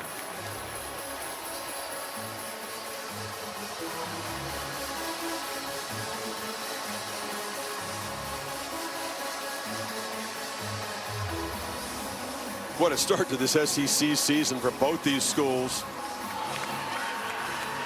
Georgia's got Bama coming in a couple of weeks. The test will continue. The greatest thing Kirby Smart has seen from his team is on the road with a new starting quarterback, some new pieces, like that next wave of 5 stars. They have been tested. They've answered already 4 times when they've been trailing and had to come back. If they're able to put the game-winning touchdown, it'll be the 5th time they'll have had to answer while trailing. 3 tight ends in the game. 1st and goal. Big Josh McCray is the back. McCray hammers. Falls forward to about the 1. Well, he is a handful at 240 pounds. They don't even care, you know, he's getting the ball. Can you stop him? Not to mention with those big offensive linemen leaning on you. And 3 tight ends. Dogs at 197 on the ground, 304 through the air, over 500 yards of offense. It's got to be McCray again, doesn't it? Absolutely. I mean, he's 240 pounds, or you put it into his belly and you pull it, the quarterback goes around the edge. It's the other option. McCray driving, reaching for the end zone. Spotted short. 3rd down coming up. If he's short, he's about on the 6-inch line. I don't know if they'll review this or not. I don't know if he was able to lean and push the ball across. He reached it. Watch right there. That's a touchdown. Yeah, that's a win. Ball broke the plane. That's ball game. That's a Georgia win. He got across. Reviewing the play right now. It was hard to see live, but he did take a risk, by the way, and the left ball knee, into traffic. Left knee stayed up. It looked close, like the left knee might have touched, but the left knee never touched. Well, this is going to be some delayed pain for 109,000. Yeah, but everybody at home sees what we see. Yeah, see that left knee never touched. Came close. Ball. And then the ball breaks the plane. Right there. Yeah, right there. Yep. The guy who scored 10 rushing touchdowns for Illinois a year ago. Transferred up here. 240 pounds joining this rotation, and a key part pounding away inside in the second half. McCray's like, that's a touchdown. I got it. I got in. Yeah, I got it. That's a touchdown. Both these teams still reviewing it as you would methodically in this situation. One more look. Yeah, the knee. After further review, it is a touchdown. Yeah. Game is over. And the Dogs do it again. Prolonging Volunteer misery in this head-to-head. What a battle. 41-38 in overtime.